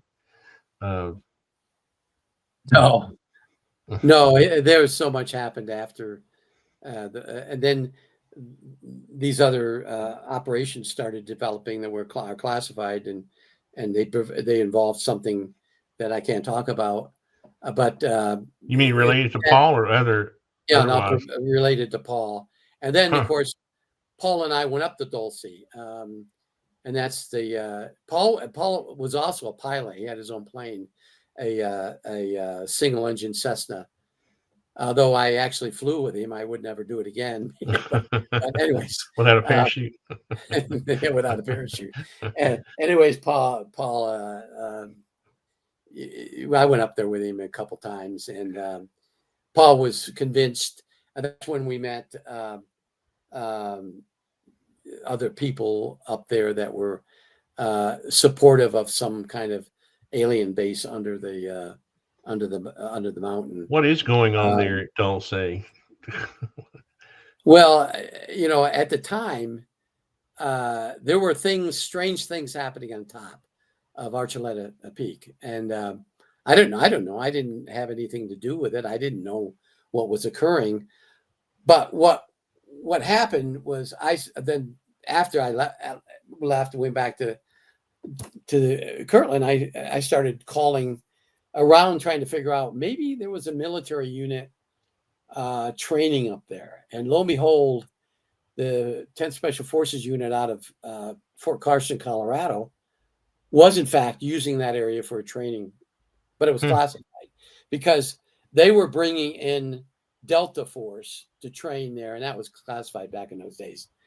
And so I went up to Fort Carson and talked to one of their S2 guys, their intelligence person, and he told me what they had there. In the ground, they had these lights built into the ground, and they could turn them on by a frequency. And as helicopters came in, they would turn these lights on that were built into the ground, and they were like spotlights coming out of the ground on top of the peak. Now, can you imagine those lights coming on, and there's helicopters flying around, and if it's a cloudy day, those spotlights would illuminate the clouds, looking just like UFOs. Be like Palm 29 or whatever. Okay. Yeah, I thought, okay, that makes sense. That's probably what Paul was seeing. And what were the lights used for? Landing lights for the helicopters. Oh, okay. I thought you meant some experimental thing like signaling. No. It was just some kind of homing system for the satellites the helicopters that were coming in for training exercises. Is there like a mesa up there, or is it just like a mountainous area? There's a mesa top of Archuleta Peak. Yes. Okay. When you said peak, I didn't visualize. Well, there's a mesa up there. There's actually up there, and there are things up there that are fenced off that belonged to Bureau of Land Management. That I don't know what it is, and I'm not going to sit here and try to guess what it is. But So the military doesn't have a base inside the mountain or anything. Well, not that I know of. And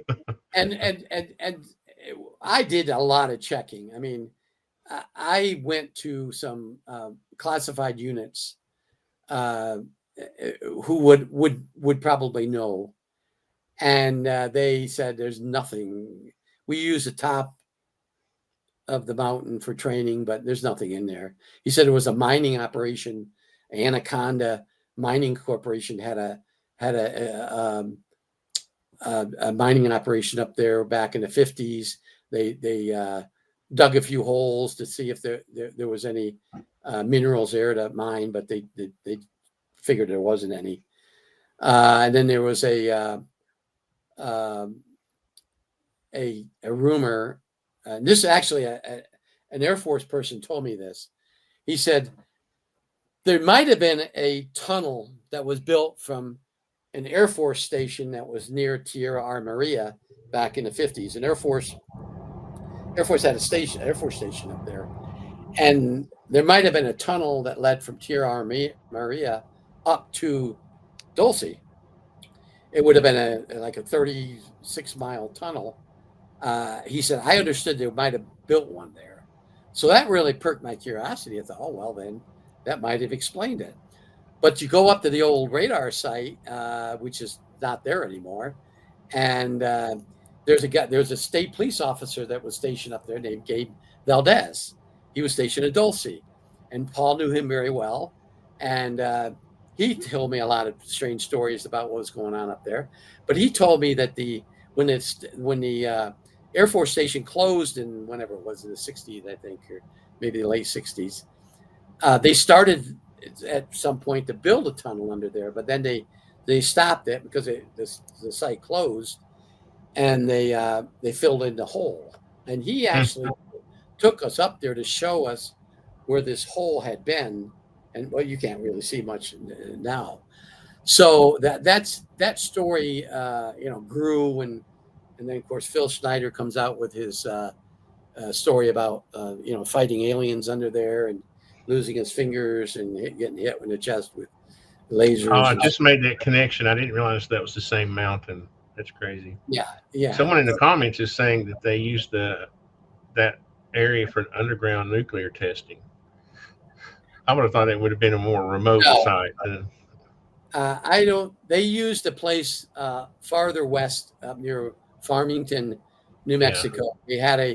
They dug a hole 3 mile down, and they did that's 3,000 meters, and they set off a nuclear underground test up near Farmington, but there's no record of any of them being near Dulce.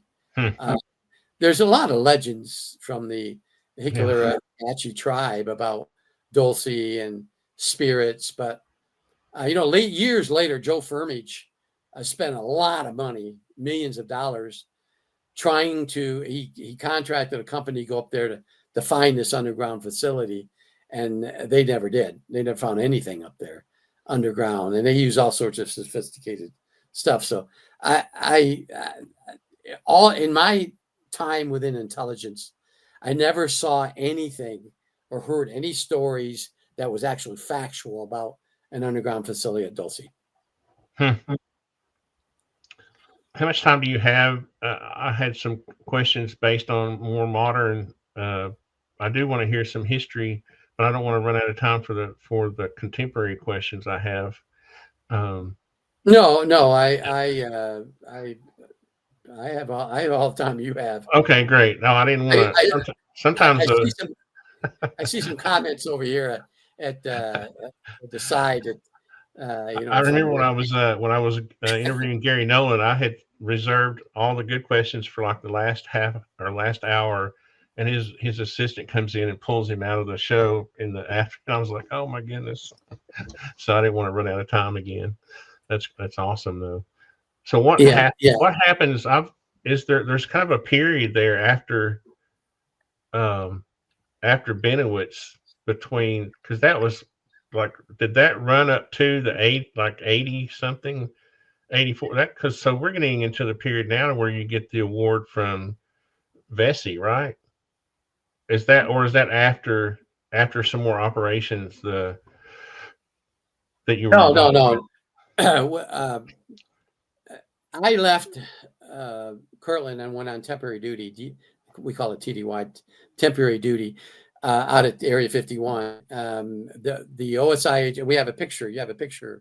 I Which think I one is sent you a that? picture of me sitting in a chair. Did I send you that one? Yeah, let me find it. I went up there TDY because one of the agents that was assigned to Groom Lake That's the was wrong one. got sick, and there's 3 OSI agents in an office. Where is it? Okay, let me pull it up. I'll grab it real quick. I know where it is. It is right here. I have to be careful. One time I accidentally closed the show out by clicking the wrong button. I'm not going to do that again. Here we go. Here we go. Yeah, that's me there in the back, and those 2 OSI agents. So that was at Building 432 at Groom Lake. I went up there TDY to replace a guy that had a heart attack, an OSI agent. So I went out there because I had already been briefed and I had the proper clearances. I went up there to fill in for the OSI agent. So I What was year was this? 84. 84? Okay. And I was up there for I think 91 days, or I don't recall exact number of days, but now that experience really widened my belief in extraterrestrials, because there were things happening up there that were literally out of the world. During the time in the 80s, they were testing primarily over at Tonopah Air Force Base, which was about 65 miles west of Groom Lake, the F-117 program. The F-117 was really new, highly classified. The stealth fighter. Yeah, fighter jet, F-117 fighter jet. Mm-hmm. And so we were involved in that, and we were involved in a lot of other operations. But all the testing was normally done between 2,300 hours and 0600 hours, or 11 p.m. to 6 a.m. in the morning at night when nobody was around, and all these experimental crafts were flying. And I used to go out with another OSI agent in the park. We had CJ7 Jeeps, so I would go out west of Groom Lake and park near the edge of the training area and watch what they were flying and the experiments that were occurring. And I know a little bit something about science, but some of the things that we were seeing out there defied science, defied gravity, and this is in the 80s. So wow, I thought, my God, what could this be? And then one day I was briefed on S2. Lazar calls it S4, but when I was there, it was S2. And I had to go out to S2 to the Administrative Control Center, which is the top floor. I never went down underground to interview somebody on a case. So I was out there, so I know there was an S2, a highly classified facility. I know there was underground levels. The underground facilities were called levels, not S4 or S5. There were levels 1, 2, 3, and 4, or 5. Maybe there were 5, but I never went down there. I didn't have a clearance to go down there, so I can't say what was down there. But I was up on top, and I knew that the facility existed. What do you think about Bob Lazar's story? I've never heard you speak about it. I'm sure you have. Well, I have to say that my group, the group of people I associate with, the ANTS working group, are all retired intelligence officers, either civilian or military, some high-ranking military people who retired. We even have a couple former directors of Central Intelligence, and we have two of the former commanders of Groom Lake, or the Nellis Test and Training Range, which is officially the large area that contains Groom Lake and Tonopah, and also parts of the Nevada Test Site, or now it's called Nevada National Security Site. And they just laugh when they listen to people talk about Groom Lake and how they talk, or they call different areas. And these guys were commanders out there. They know what each area is called. And when Lazar comes out with S4, Sandia National Laboratories had a building out at Tonopah called an S4, but it had nothing to do with it. It was just a small building. There is an S4 in Los Alamos. That was a test facility, but the area that near Papoose was called S2. When I was out there, the former commanders, we sit around a table, talk about it, and I always joke with them. I said, "You guys didn't even know where S4 was," and they would, joke with me like, "Yeah, right. You must have had too much of Bob Lazar last night or something." and so that in itself causes some doubts, not necessarily because of me, but the people in the know. And so one of the things that that happened to me in January of 2022 was the Department of Defense IG called me back to Washington to talk to me about my experience. And they interviewed me and said, "You're cleared to talk about anything you did back, 40 years ago." And they actually had a couple of my cases that we talked about. But one of the things I asked them, I said, "Did you get Bob Lazar up here?" And I tell you what, the guy that was sitting behind the desk talking to me, I thought he was going to roll on the floor. He was laughing so hard. He said, "Why the hell would we get Bob Lazar up here?" I didn't laugh. I laughed at that. I didn't say anything else. I just, okay, whatever. You either know more than I do or whatever. I didn't want to know anymore. And when I went back in September of 2022, talking to the other people, I brought up Lazar again, and they just pretty much just bypassed the subject. So I don't know. He knows. If he claims he was there, he's going to have to prove it in other ways than now.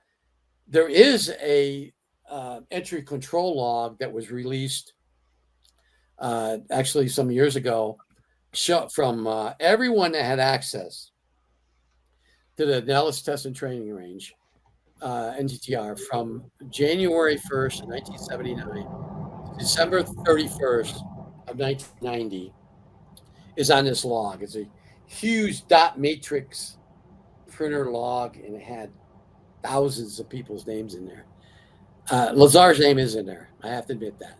But it was only for a short period of time. I think it was from like March of 87 to June of 87, something like that. That was not Los Alamos. That was Nellis Test and Training Range.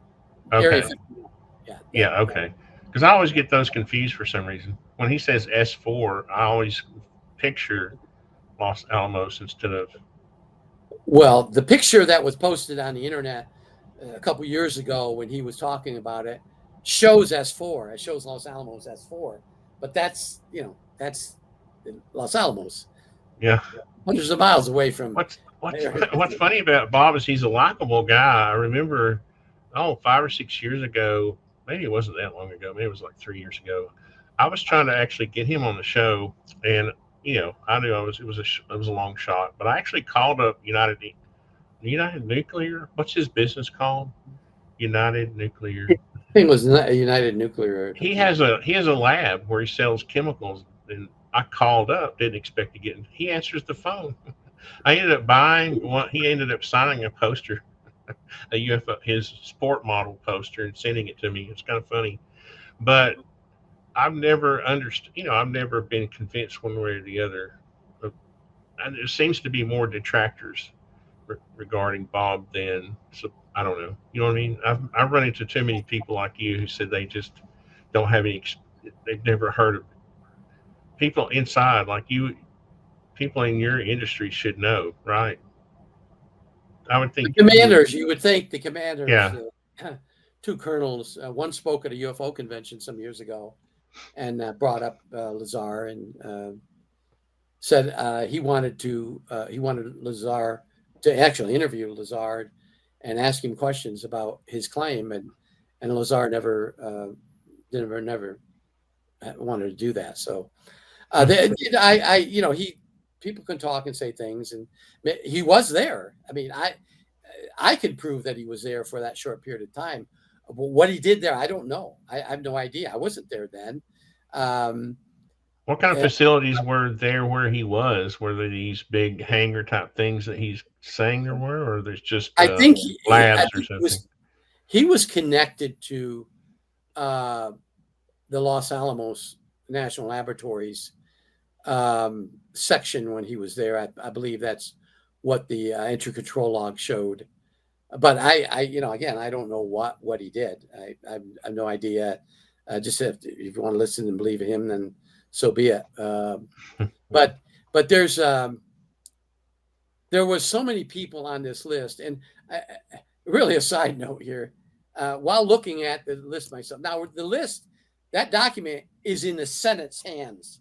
The Senate staffers have that entry control log right now, and they go through it when people call them and say, "Hey, I worked at Area 51 in 1952, or I mean 1982 or 85." It's just that 10-year period. So if somebody worked there before or after, it's not going to be in there. And then the Senate staffers can use that to check to see if their name's in there. But somebody's name, there was a name in there that really shocked me when I was looking. Of course, when I had access to it, the first thing I did was look for my name. I want to make sure my name was there, and as it was, and some of the other people. But there's a very famous person that passed away in 2019, a very good friend of mine named Art Bell. Oh yeah. His name was in there. Wow. But it was, I found out why. In the 80s, the base, the Nellis Test and Training Range, wanted to establish a radio station on within the test range. And they wanted to know what they had to go through. So they actually hired Art to come out to show them. So Art had like I think a 35 or whatever it was. I don't know how long it was. Access, not a security access, meaning he had to be escorted to come out to show certain people how to set up a radio station. And that's why Bell's name was in that list. Art's another iconic character. Yeah. Art is So what happens after? What year are we up to? Does that take us up through 84? Yeah, 1984. You said you couldn't talk about why you got the award from General Vesey, right? Yeah, I was involved with a classified operation, and it wasn't me. I ran the operation. It was my operation. I actually wrote the operations plan, and it was approved by headquarters. And we went. It didn't happen in the United States. It happened overseas, and we were able to do some things to penetrate a foreign intelligence service, and to get something that was that we needed really bad. So that's about all I can say. I came back. I was actually, when I came back this operation, I was in headquarters. Our headquarters at that time was at Bolling Air Force Base. And when I was up there, I saw a particular person who said, "Colonel Law wants to see you." Now, Colonel Law at the time, Richard Law, was the chief of counterintelligence for the Air Force. And his building was across the street, highly classified facility.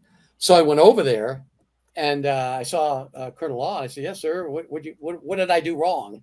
because I always, think when the colonel wants to see you did something wrong, he said, "Oh, nothing. But you got to get over to the Pentagon this afternoon at 1:00." I said, "For what?" He said, "You're gonna get a medal." I thought he was joking. Honest to God, I said, "Yeah, right. I'm going to get a medal." No, he said, "You are, Richard. You really are. We're taking you over there." So we went over to the Pentagon. We go through, I happen to have the security clearance for it. We go into the command section, and I see that it's James Vesey's office. And I thought, what the hell am I here for? So I went in there, and the aide came out and said, "Okay, General Vesey is going to present you with this award, and you're going to do this and that, and then he may ask you some questions, and you got about 15 minutes." And I said, "Okay, yeah, okay."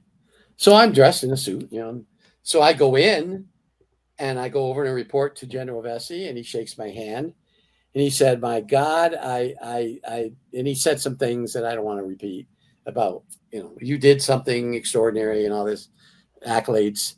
And he said, "I want to know more about this."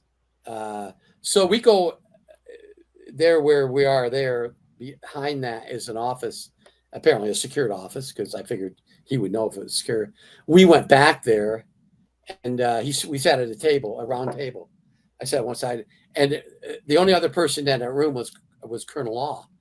And he said, "Give me a summation of the operation." And I wasn't prepared for this, but I knew what happened. So I said, "Okay."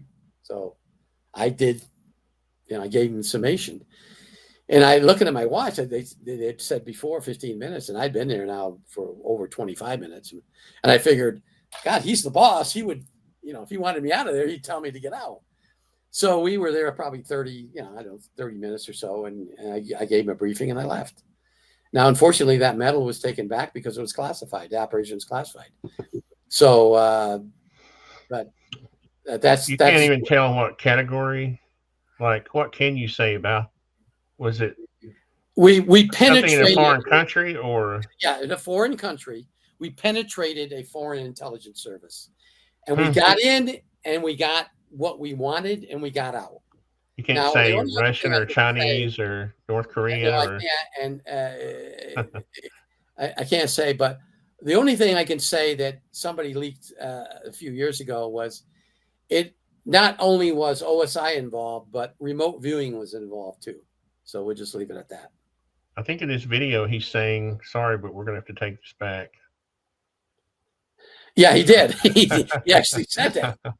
Like, I'm just kidding. That's you can't keep it. He said you can't keep it because it's classified. I already knew that because Colonel Law told me that. But that was the thrill of my life, because how many other people can say that they got a medal from the chairman of the Joint Chiefs of Staff, James Vesey, that's the highest ranking military person. He was in control of all the Joint Chiefs of Staff during that time. And it wasn't as if I got the medal from the Air Force Chief of Staff of General. I got it from the chairman of Joint Chiefs of Staff, James Vesey. That's just extraordinary to me. It was, and I thought, wow, well, this is extraordinary, and I was very proud of it.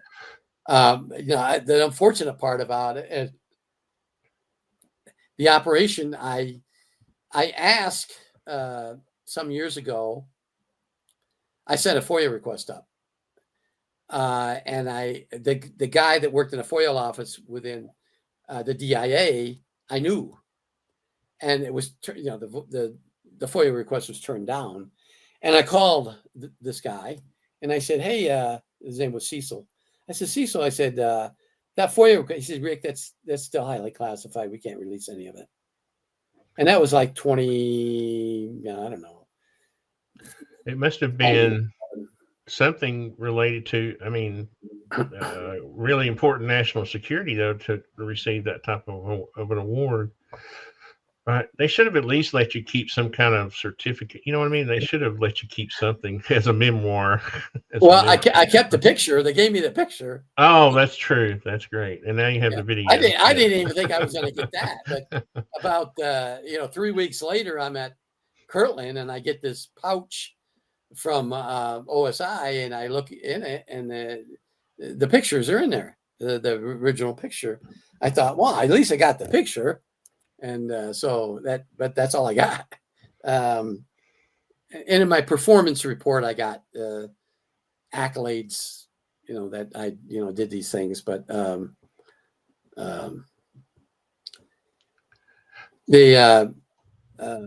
somebody said there in the comments, citations are never classified. You could have kept the award. That's absolute false. That guy, whoever he is, knows nothing about intelligence, never worked in intelligence. I can think of a dozen different awards that people got that were classified. The intelligence medal, you can get the medal, but you can't get the citation to accompany the medal. That's classified. I mean, they can't give you a citation, which I had a citation, which was classified with a caveat on it. So he says citations never classified. That's absolutely false. He obviously doesn't know what he's talking about. Yeah, I mean, you can't really. There's not much information you can gain from a medal, right? No, Yeah. no. And so, anyways, that then in 85, the Benovitz case ended about 86. The OSI ended their investigation about almost I think exactly 7 months before NSA ended theirs, and so the NSA case ran longer by at least 7 months. Oh, can you say one more quick question about the award? Can you say that it was or wasn't related to UAP, the operation? It didn't have anything to do with UAPs or UFOs. Nope. Okay, I didn't know. It was kind of during that same period of time when you were dealing with Benowitz, and I didn't know if it was sort of a related. No, it didn't have anything to do with that. No. Sorry, I didn't mean to interrupt you. I was just curious about that. Trying to get. I know I'm not going to get any real information out of you about that, but I'm just curious. Just curious. So what happens after that period between 85 and? Well, I did a number of other investigations. Now, during the time from 79 up through, Benowitz wasn't the only case I was handling. There were numerous other cases that I investigated. The Myrna Hansen case, it was a female, I briefly talked about it, who was allegedly abducted and taken to an underground facility by extraterrestrials. And she described an underground facility on a military installation. I mean, everything about it. So, and this woman would have never had anything to do with the military or been there. So we trying to figure out why she knew about it. So we kind of did an investigation, but at that time period, I knew nothing about abductions. I'd heard some rumors, but I wasn't briefed into it. And while I did a report on that case, Myrna Hansen had sent it up to DIA. A few weeks later, I'm back in my office, which is a secure facility within the OSI office. You have to go through a security checkpoint and so forth. One of the security people up front called me and said, "Hey, Agent Doty, there's two people from the DIA up here that wants to talk to you." I said, "Okay." So I go up there and I check their credentials, and then what's normally happens is when two agents like that, DIA people come, we get a message, a teletype from headquarters saying, these two people are coming here. So they were verified, and I take them back to the office and I said, "Yeah, what can I do for you?" I said, "Are you going to be talking classified stuff? We'll have to go back in this other area." And he said, "Yeah." So we went back in the secure area, and he said, "Yeah, we want to talk about this report you sent up on this Myrna Hansen." I said, "Oh, okay." I said, "What does DIA have to do with it?" He said, we work out the abduction unit." And I was stunned. I said, "What?" He said, no, we investigate abductions. I said, you investigate alien abductions? He said, yeah. You mean they're real? Because I'd never been briefed into it. He said, they said, you haven't been briefed? And they gave me a code. And I said, no, never have. He said, well, I guess we have to brief you into it. And they did. And so I thought, oh my God, we got to worry about abductions now, and then sometime after that, the Katie Smith comes into play, and I did a whole episode on Gaia about Katie. Katie was an OSI person, a female that came. I worked with her. I knew she was a little strange, and she admitted at one point that she was a hybrid. And that's another story. I don't have time to talk about that. But did you believe her? Oh yeah, because there's certain things that she proved to us that she was, and you can go back to Gaia and look at the Katie Smith episode. I think there's actually 2 of them, and I went into great details. There was another person who spoke at the 2012. It was a year after Wendell Stevens died. I think it was 2012 UFO convention that mentions Katie Smith, not by name. Katie Smith is just a cover. It's not really her name. Talks about her. And he was a commander of an OSI unit out of Maelstrom Air Force Base. What network? I need to check out. What network is Gaia on? Gaia has their own. You just okay. That's why. Yeah. Yeah. And I have over 200 episodes on Gaia. So if you want to look at some fantastic episodes. I live deep in the woods and I have a computer, but I don't have any kind of cable or anything. I need to check out that network to check that. Because when I saw that in your bio, I was like 200 episodes. Holy cow. Huh. Yeah. Well, you're continuously making those episodes too, right? Yeah. In fact, I was up there just a few weeks ago to do the winter. It's on Cosmic Disclosure with Josh. Used to do them with Emery Smith, and now it's with Josh. And yeah, I did 4 episodes. Then I'm going to do 4 next month. Next week, I'm going out to California to do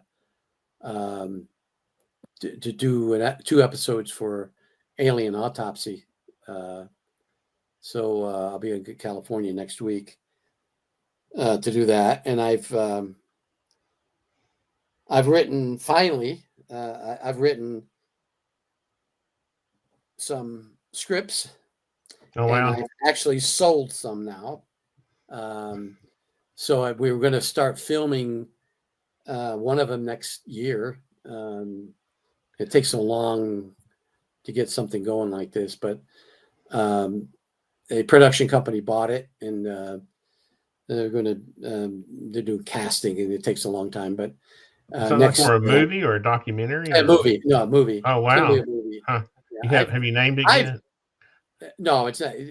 I name it, but they don't name. They don't accept. They're going to name it what they want to. It's going to be production value and all sorts of different reasons why they name it. It's going to be it's going to be about the subject, but it's going to be a realistic account of it, and not it's not going to be filled with so much science fiction that nobody's going to believe it.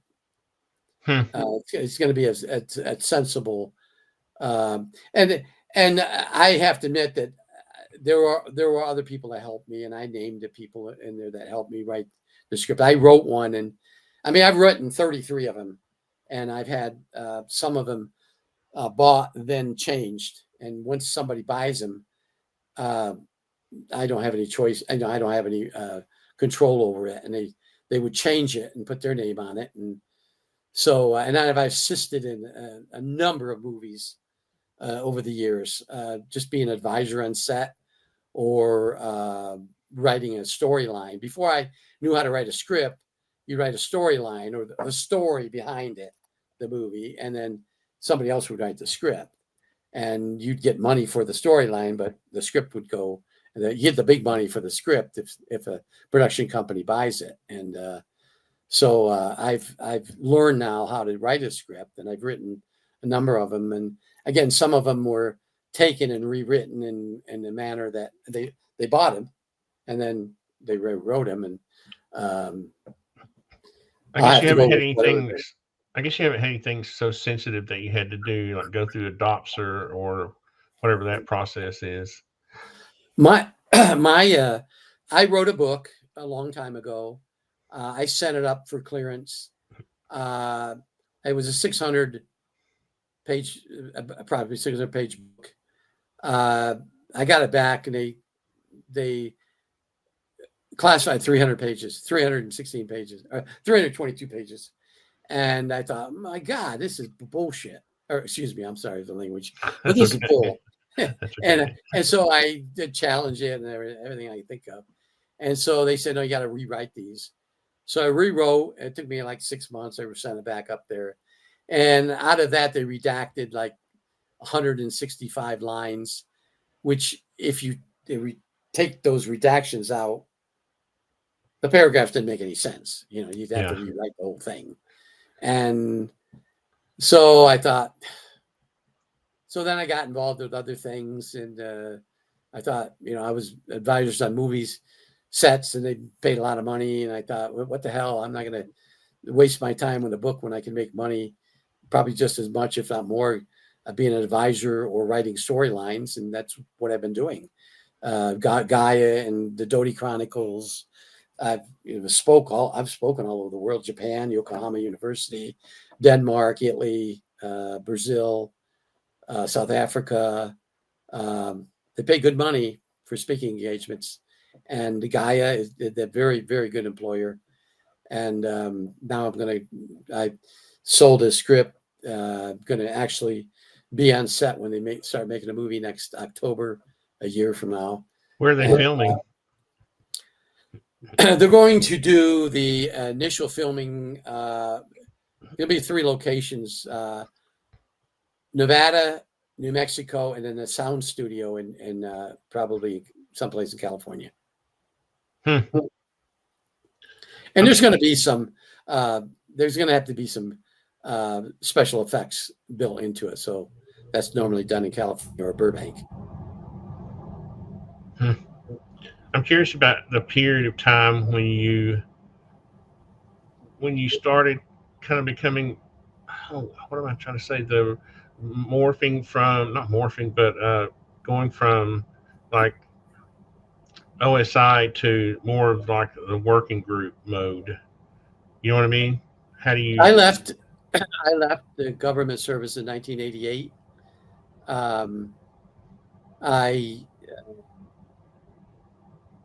Bill Moore.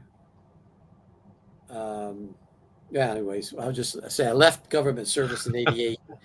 I was and my records are out there on the internet. But I was called back to duty in '91, but it had nothing to do with the UFOs or anything like that. It had something to do with something we did in Europe.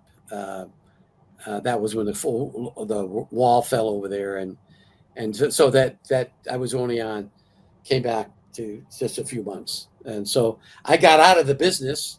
I worked for the New Mexico State Police, and then Dr. Putoff asked me to come to work for him, and I went to work for Hal, and you got a picture of that, I think. I was gonna say, let me bring that up.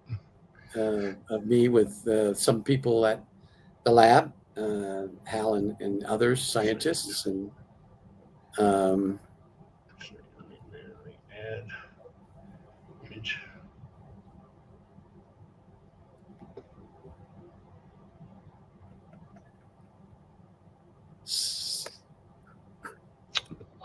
Apparently I ran into, I had to redo it because I ran out of space in the green room area of the show.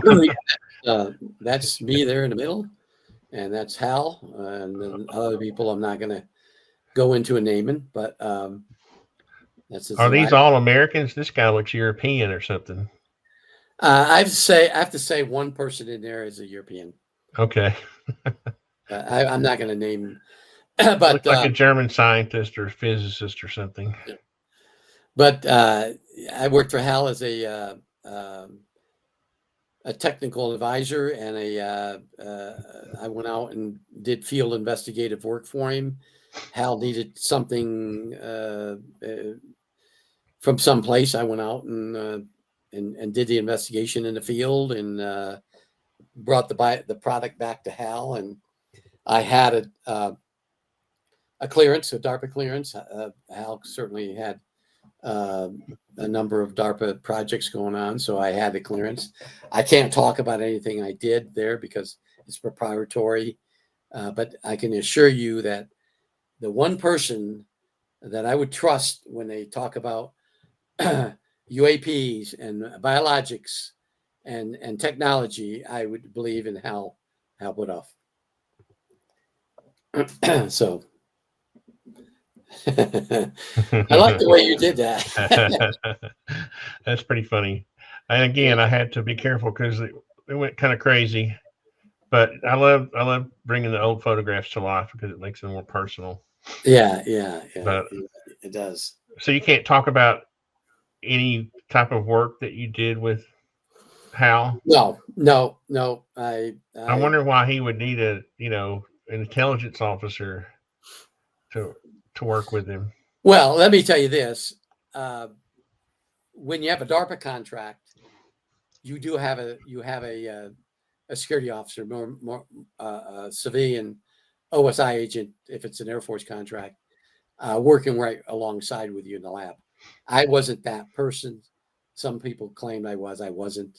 I actually went out in the field and did things for Hal, and brought the product back and interviewed people. I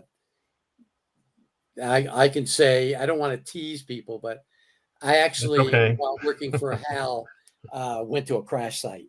It was an old UAP crash site, but myself and somebody else from the lab went like there. 1947 old or something newer? No. It was after that. It was probably 1960s old crash site, and we thought that there could be something else there, and so. What time period is this with Hal?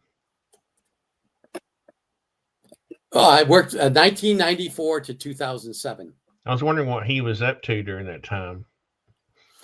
He was up to a lot, a lot of stuff. I remember Bigelow owned Skywalker Ranch, and we were out there a lot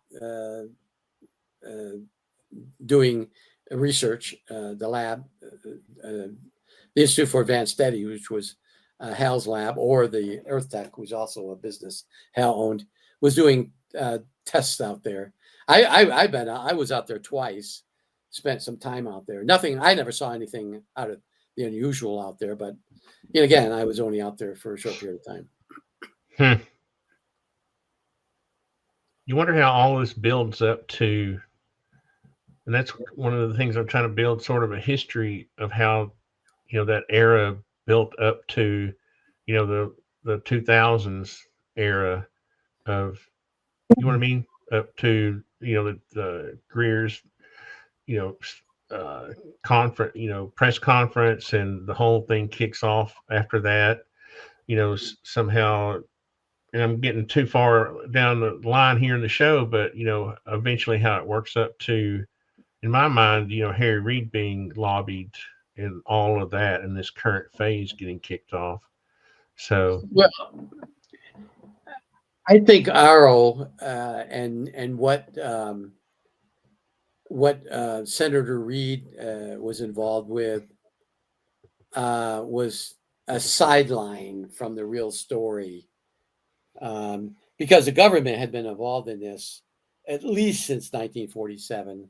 Yeah, and I actually believe now, and this is since I left government service, I believe that we probably knew about UFOs or UAPs back even in the around World War I. There was an incident that happened in a foxhole in France where soldiers saw these orbs flying around, saw a strange object, which probably was a UFO, and then these orbs in their foxhole. And there's a short, like a one paragraph written about that.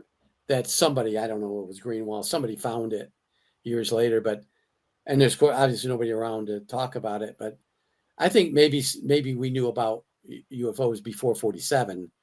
I think the 33 Italy incident, I think we put 2 and 2 together and figured that was a spacecraft from someplace else.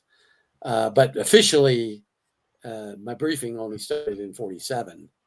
And so that's what I can officially talk about. But I actually think it probably goes back before that the United States government knew about UAPs or UFOs. I wonder if it's too early to move into the questions I had related to the more modern times. Do you have any? No, go ahead. Go ahead. I think if you have any stories like surrounding these other photographs, I'd love to show. Are there any photographs? There's a picture. There's a picture of the three of us: myself, Hennessy. Another OSI agent. Yeah, I got it. Yeah. People talk about Colonel Hennessy and what his role was. We worked together, and let's see. Is this the group of? Oh, I know this one. Is that the one you're getting an award from too? Or no, that's an early. No. There's three. All is being closed. Three of us. In civilian, you all look like CIA guys. Yeah. Well, one of them in there is. There's shoot! I brought up the video version, but it's okay. Yeah. That's the one that described the shirt as me, a young me. Hennessy's in the middle, and another agent's on the other side. And this was in Europe. We were doing a part of that operation that I got the medal in. We were doing a really highly classified. This is something we actually.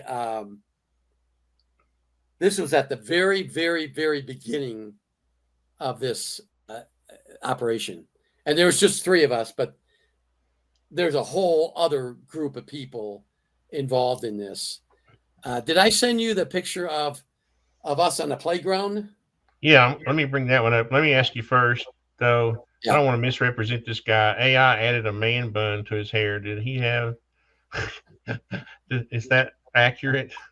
I actually think he did. Yes, he did. How did it know that from this view? That's crazy. That's unbelievable. I don't know. But yeah, it's almost like it almost looks like David Grush though, and he has a similar face. No. It was way, way, way before Grush. Yeah. No, I'm just saying. I noticed the similarities. Yeah. But this is at the very, very. You're beginning. Talking about the one on the sort of the playground equipment. Yeah. Yeah. Let me. That's one of the really unique photograph, and there's people can probably recognize me, but there's another person in that picture that few people could not recognize. But it just shows that we work together. I'm gonna get one. Everybody else in there are. This is Germany, and some people in there are people that I wouldn't want to name because they're no longer working in intelligence, but some were CIA and DIA. There we go. That's it. Now I'm up there in a white shirt in the upper. Right there, like second from the right on top. Yeah. Is that the guy next to me, to my left? Can anybody guess who that is? Let me see. I can't really see it well enough. That's Kit Green. That's Kit Green. Okay. Yeah. Who is this on your right? A woman. She's just. Okay. There were two. Her and the man up on top with his hand resting against. They were members of German counterintelligence, the Bundesverfassungsschutz. They were the only two non-Americans there. Everybody else in that photograph were Air Force Americans, and I say military, civilians. I'm sorry, and U.S. intelligence personnel, and it was yeah, quite an operation. And let me tell you this: that every single person in that group, and including myself, spoke fluent German. I went to the Defense Language Institute. Some of them were, of course, native German, and then we had three people in there. The guy with the Russian hat on, him and a couple others spoke fluent Russian. I mean, absolutely fluent Russian. Where was this taken? This was taken at a playground. This is after an operation that we were conducted, and we were going to take a picture, and we were going to take it like someplace strange or fun. And we saw this playground across the street from where we were at, and so we thought, let's take it over there. And then that's why it was taken there on the playground. Huh. That's a neat picture. That is. So there's no, you can't talk about what you all did. No, it's a highly classified. Again, we were penetrating Soviet intelligence. Oh, you said Soviet. Remember, this is in the 50s. This was in the 80s. So, Soviet Union. Cold War still going on. We were countering what the KGB was doing. Maybe I've said more enough right now. But. But you all had to travel there as a group, or did you all go as individual? Well, no. I mean, a lot of them were already there. I went to bring something to them, and then I got involved in the operation because I spoke German. And but all of these people were already assigned to Germany, except for Kit. Kit and I went together, and everybody else was already assigned to Germany. So they just were there for that. What was Kit up to during this? Kit was instrumental in a number of things, and I can't go into details, but he was a doctor at the time. He had just finished his residency, and he worked for the CIA. So you just got to guess what. Was he? He had something to do with. What type of doctor was he? He was a neurologist. I was going to say, dang, it's almost predictable, isn't it? Yeah, but he was. Yeah, he was the guy on the slide. He wasn't really involved in the operation. He was an analyst, which isn't field operatives. Everybody else up there were field operatives. He was an analyst, but he did so much to promote what we were doing that we wanted him in there. I mean, he really, really was instrumental in writing plans and things. So we got him in there. What was the ladies' role? Oh, they had their roles. They were agents, and there were officers, counterintelligence officers, and they were. In fact, they ran. The one with a hat on. She ran probably two of the most important assets or agents that were recruited ever. Probably a remarkable woman. She spoke several different languages. She was born in Germany, but went to States, went to college, and joined the intelligence service. And she spoke fluent German, pretty good Russian, Czech, and some Hungarian. So one of the things they look at when you try to get an intelligence is your ability to learn a foreign language. That would make sense. Yeah. Yeah, you'd have to, because you have to be able to learn the language, even though there's so many different courses you take. There's some the Russian course I took was a short course, and it was just conversational. I couldn't speak it fluently, but I could hold a little conversation. But then again, when you go into a certain area, you learn the book language, like German. You go to the Defense Language Institute and you learn for 6 months or 8 months, 9 months. Learn German. When you go to Germany, you find out that you learn the perfect German, and they don't speak the perfect German. They speak slang German or High German or Bavarian German. So you just have to be able to adjust. When I went to Bavaria in Munich, the first day I was there, I was getting a hotel room, and I talked to the clerk, and she understood me, but when she was speaking back to me, I swore it was a different language. I thought, what the heck language is that? And I talked to her and I asked her, and then she realized, okay. And then when they know that you only know the real German, then they can switch to that. But It reminds me of that scene in Glorious Bastards where was it that the movie where they recognized the guy's dialect?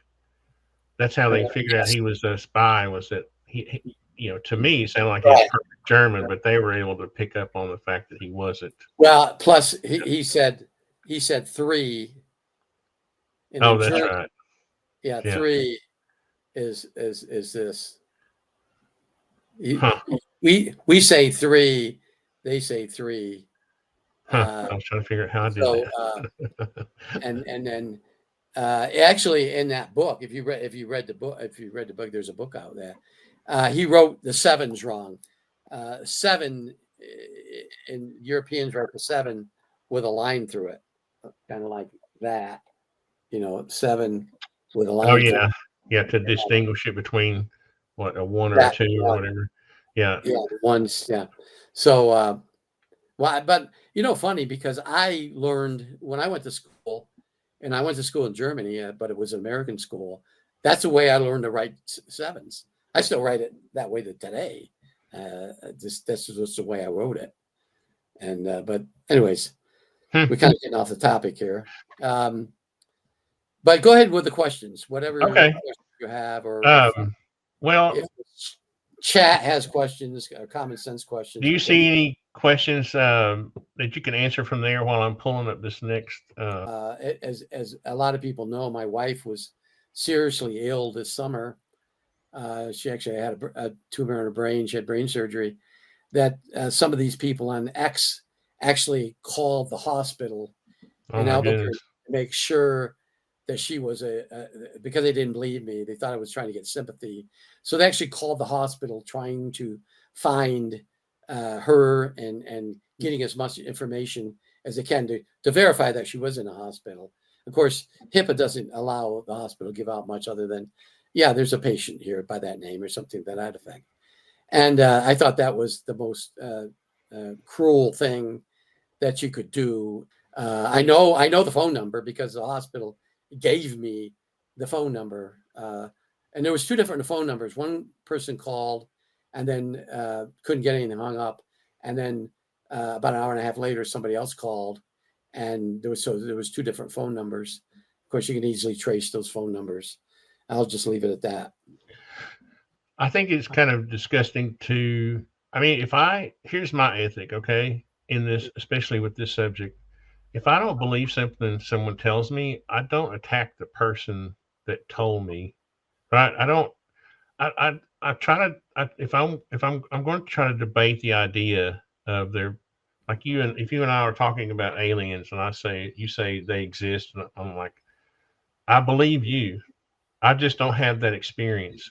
So I'm not going to attack you because of something you said, right? I may attack I'm not even going to attack the idea.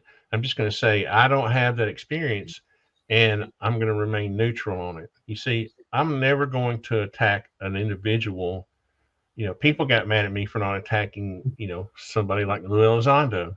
And I said, I'm not going to attack Lou. I'm just going to attack the idea or, the information. I don't understand why we can't just have debates about the content instead of attacking individuals. I think it's ridiculous, especially personal things like that, you know. Well, most of the problem on X is that they were jealous. I mean, I was the nicest guy. I'm always so nice to everyone, and I join chats and I try Yeah. to give information out, and then for some reason there were people turned against me for I don't know why. I think most of it was jealousy. They're just I jealous of mean, me because you're they did. sharing your time right now with you just barely fit this show in. I know for a fact. And I offered to pay you and you wouldn't take any money.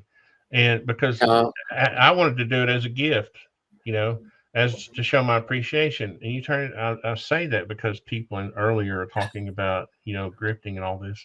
I think this is what's sad about humanity right now. We just need to learn how to treat people, well, how to treat each other, you know. exactly, and X. I made a big mistake of joining X. A friend of mine said, "Hey, you get on X."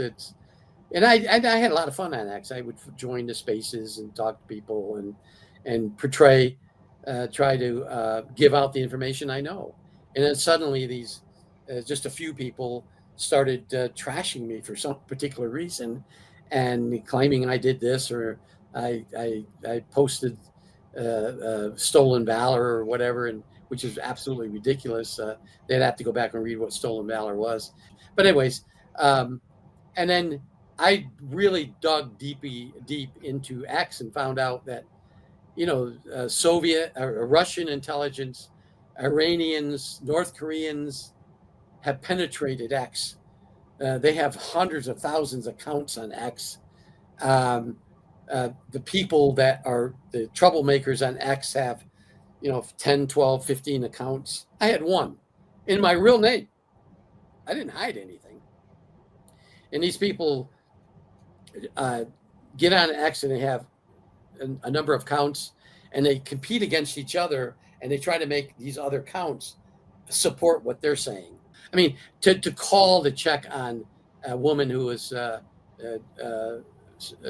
really going through a lot, my wife, uh, and because they didn't believe me and they were trying to get information on her.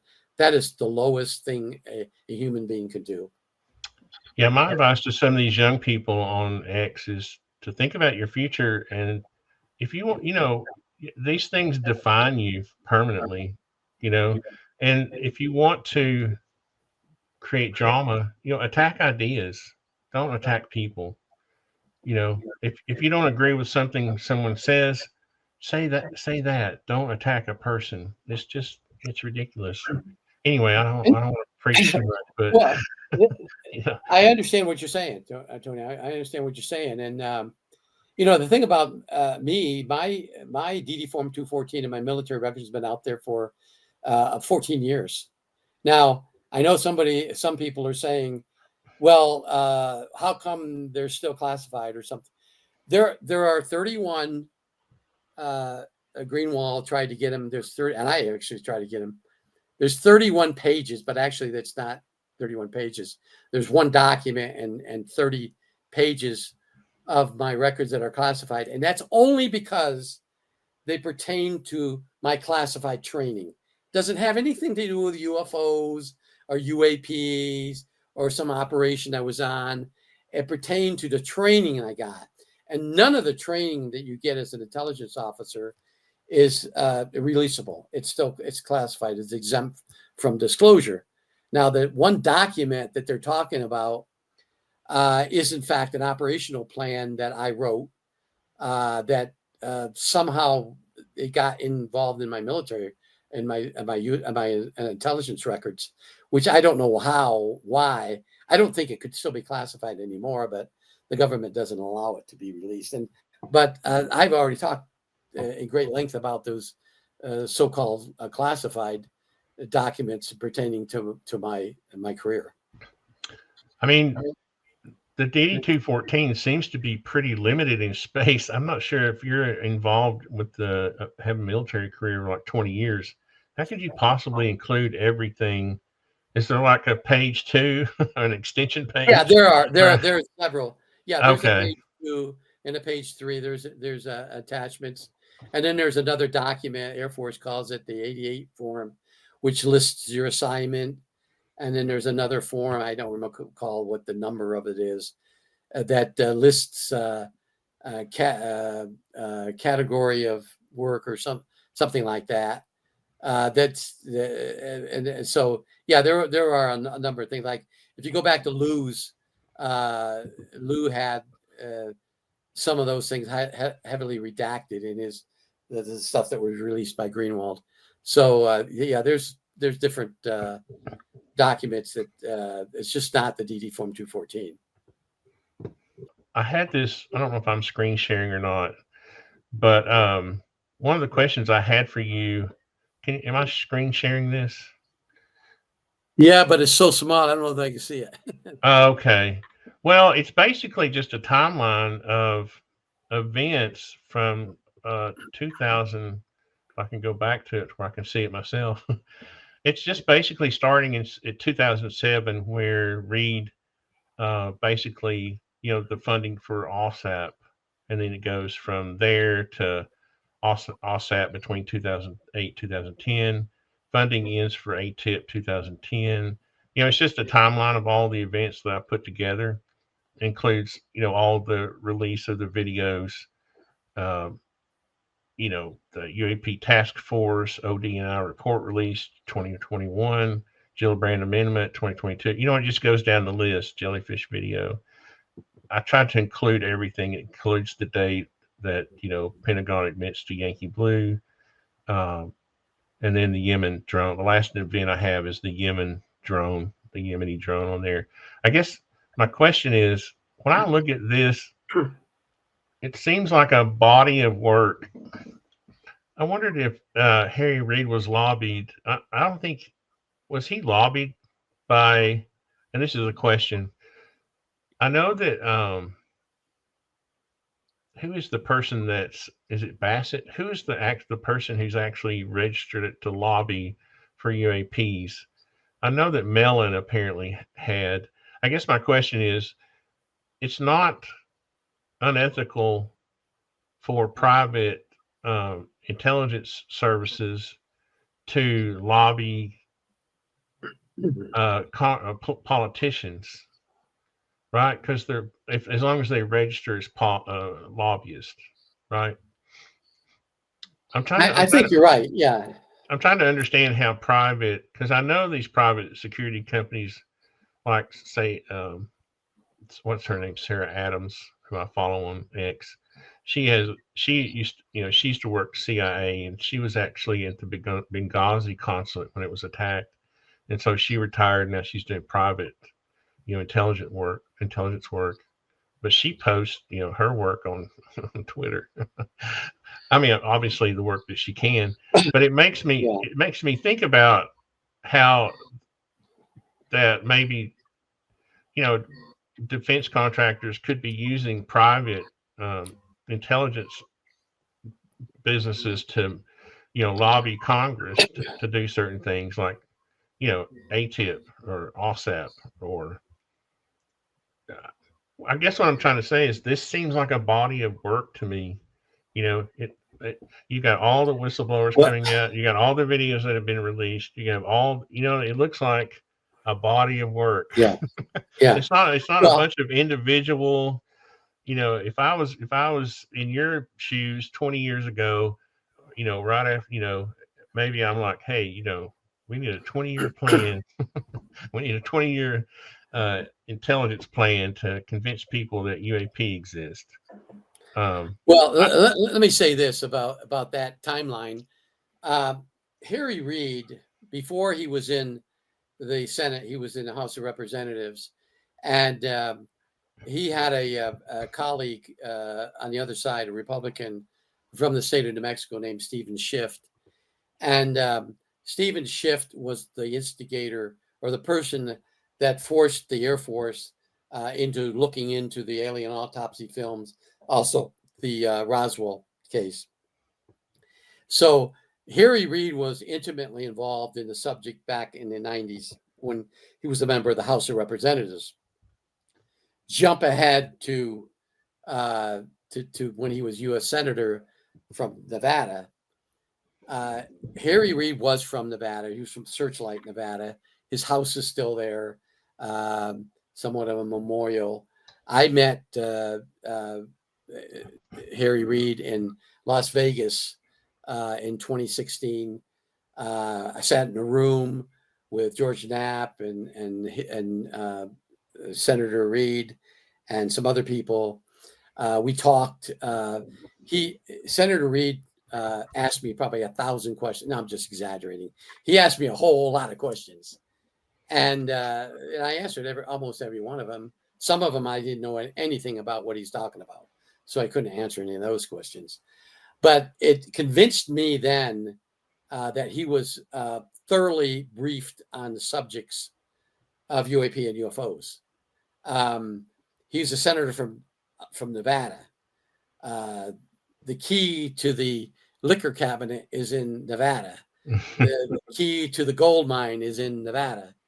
And so he had frequented not just Nellis Air Force Base and Creech Air Force Base, the two Air Force bases that were officially there.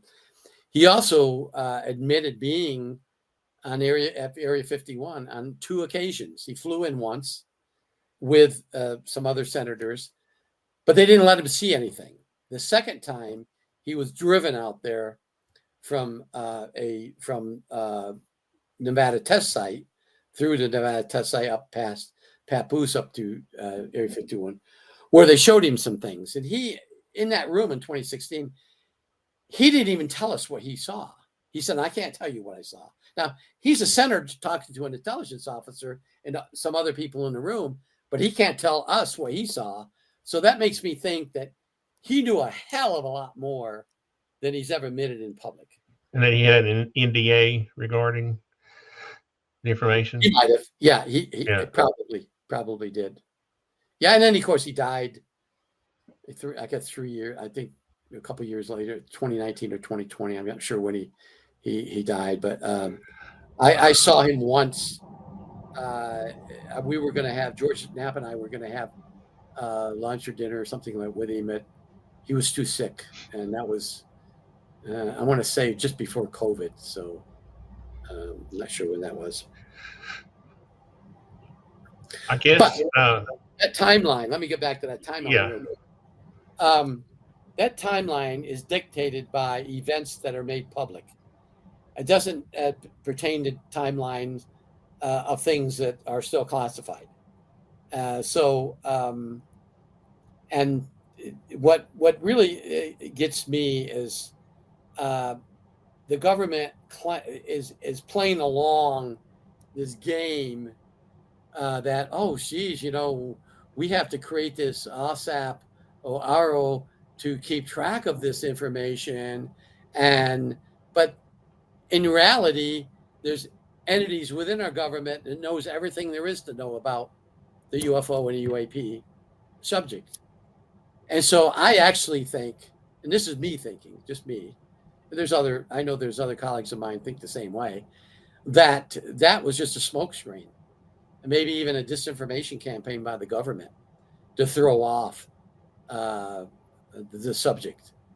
And I can tell you right now, I know for a fact, you can take this to the bank, that there are so many U.S. intelligence operatives on X or space right now that are spreading a vast amount of disinformation. I know them.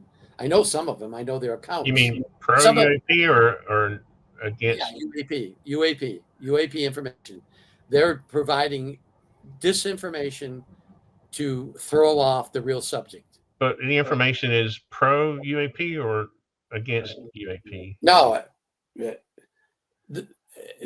some of it is making fun of it. It's both. It's okay. Both. Here, that's the perfect deception operation when you can get Yeah. a target to get some truth and some false, to confuse them so much that they don't know which way to turn their heads. That is the perfect deception operation, and that's what's It's like one of the largest questions I was going to have near the end. Maybe I'll just go ahead and ask it. Is that it seems like the intelligence community is like I hate to say a men's club, but it's a big club, right? And you have, and this is my impression, okay? Because I'm a Tennessee guy, okay? I'm a conspiratorial Tennessee dude. But my impression is that you have people like Kirkpatrick and Tim Phillips. You know, you have people on one side, and you have people on the other, and but they're on you know on Sundays they play golf together. You know what I mean? It's like yeah, that. You know what I mean? Like they're if they're going against each other, if there's information that seems to be in conflict, like people try to bash Kirkpatrick for what he did. Well, he's a fellow, right? He's a fellow just like you are, and right, Tim yeah, Phillips, you know, they're all, yeah. you're all fellows, you know what I mean? And so I, you can understand why people like me who haven't had an experience don't know what to think because there's equal forces, pro and Well, against, you know. right, and what the government is doing right now is there are whistleblowers, legitimate whistleblowers that are coming out and trying to tell their story, and the disinformation campaign by the U.S. government and U.S. intelligence service is to trash them, and that's what if they discredit the spokesperson or the person that actually was there, that's going to leave doubt in the mind of the public, and that's what the deception operation is doing, because there are legitimate whistleblowers out there. Grush is definitely a legitimate one. Uh, I can't say so much about Lou. I mean, Lou's nice. I've had a number of conversations with Lou. He asked me to come up the Space Force when he worked up there, but then he left there. But I didn't want to be involved in that. And here's myself and others out there that are trying to portray or give the warning of, hey, don't listen to these people. And then I'm trashed because they say, well, you're just disinformation too, Doty. So we're not going to believe you, and we're going to trash you, and they do whatever you want to do. But remember, when you trash one person, they can come around and trash you too. And so My advice to those people trashing again is just to take the information in. You don't always have to react to it. You can absorb it and then analyze it in your own mind. You don't have to trash people, you know what I mean, over information that you hear. And so, I take criticism all the time because I'm not trashing you right now in this show. It's ridiculous. It's not an ethic. It's not part of my ethic to do that kind of thing. I'm earnestly and sincerely listening to what you're telling me, and I believe you're a believable person to me. Just like when I talked to Bob Lazar on the phone at United Nuclear, he sounded, you know what I mean? He sounded believable. I'm not going to go out and call him a liar in public. I'm just going to take the information and absorb it, and as a body, just like I'm analyzing this body of work I see since the early 2000s. I'm analyzing that too. And I wish the people on X would take that and say, yeah, maybe we need to stop trashing people. well, what the human being, I've taken a psychology course. I'm not a psychologist, but what a human being wants is they want to hear what they want to hear. They want to hear what's in their mind. And somebody mentioned that people reject what they seek. If they're out there wanting to seek the truth, and they've already had a preconceived notion or thought of what that's going to be, but when they hear it, it's not the same, so they reject it. And there's this channel Warhouse said it perfectly. People reject what they seek, and that's absolutely the truth. And you see that in so many at so many UFO conventions.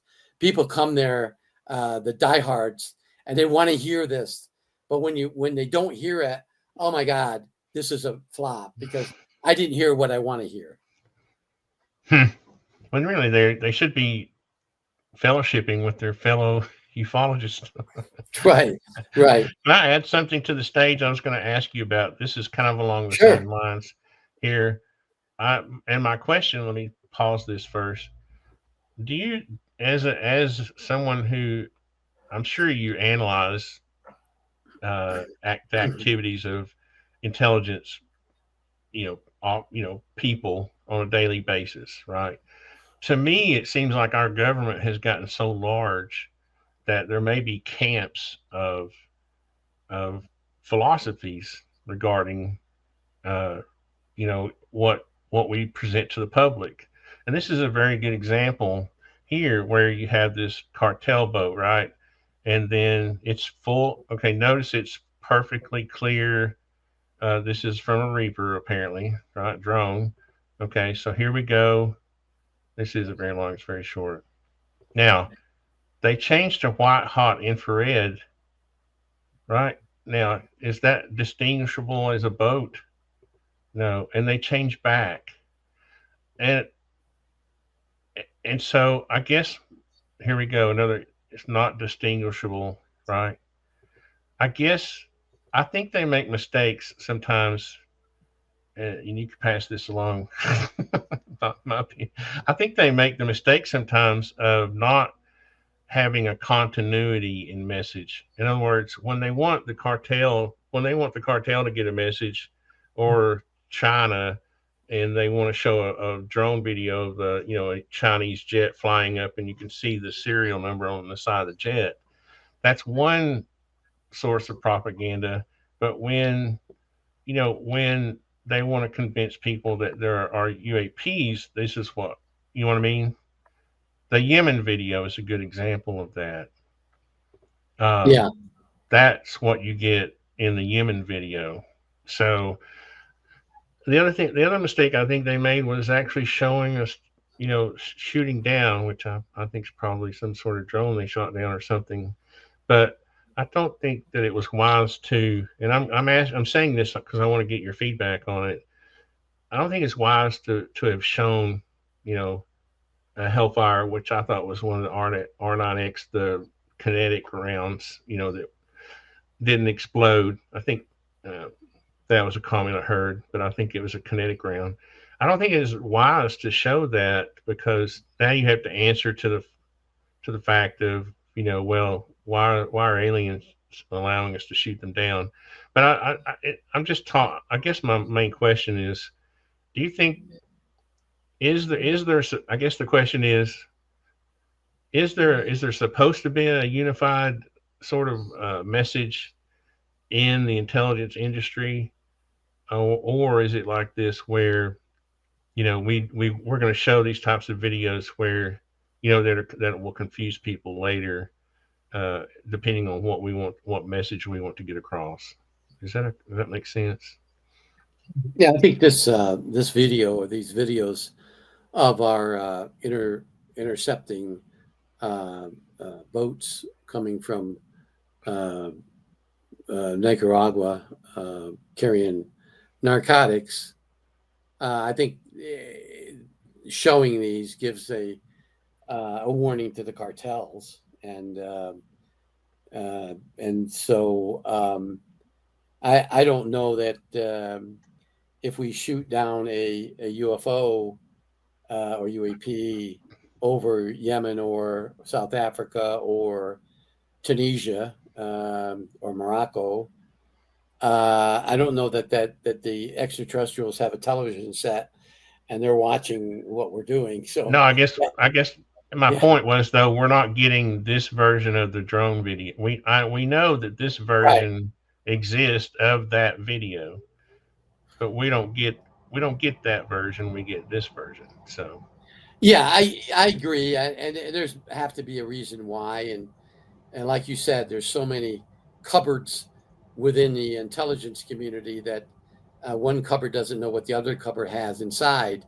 And because it's just impossible, the vastness of, even though you have a central intelligence system, you still, if you're out in the field someplace and you have to make a instantaneous decision, you certainly don't have time to call through your chain of command to the director of central intelligence to get the permission to do something down on the ground.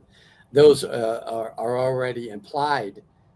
Those decisions are implied, like a commander of a ship. He doesn't have to call to get permission to shoot down an enemy coming towards him, or a submarine, or something like that.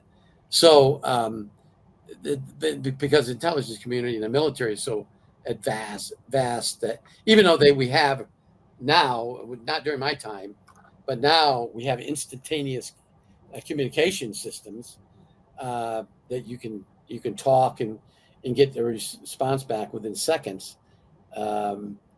But still, maybe those seconds might be too long. So, but that video is interesting because there's a lot of critics out there saying, why are we out there shooting, blowing up these boats, these cartel boats? How do we know what's in them?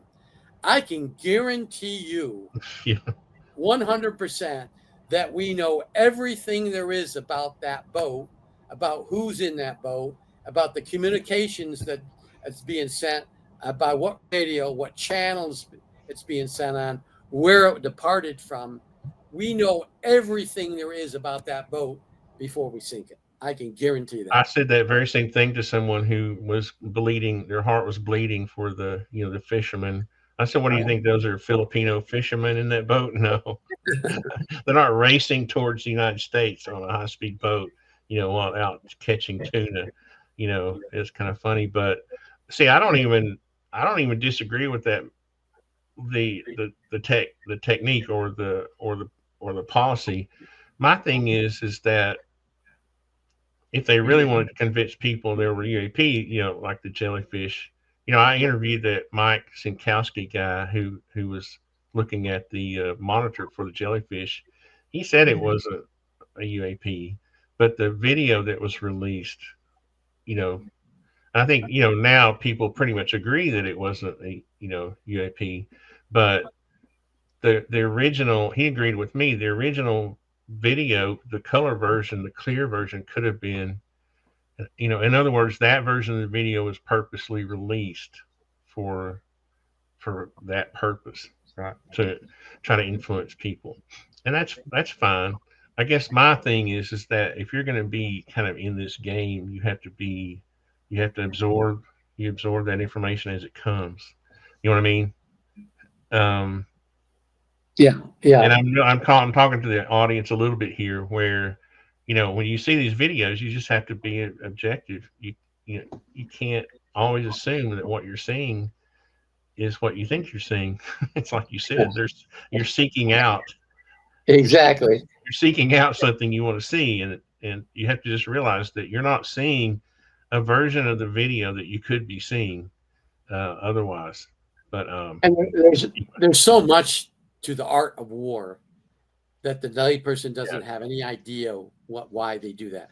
They look at that boat and then they look at that bomb coming in there and blowing it up, and they immediately become the holy saint by saying, "Oh my God, you just blow that boat up. You don't know who's in there. You don't." As I said earlier, they know who's in there. They know what's in there. They know everything there is about that boat.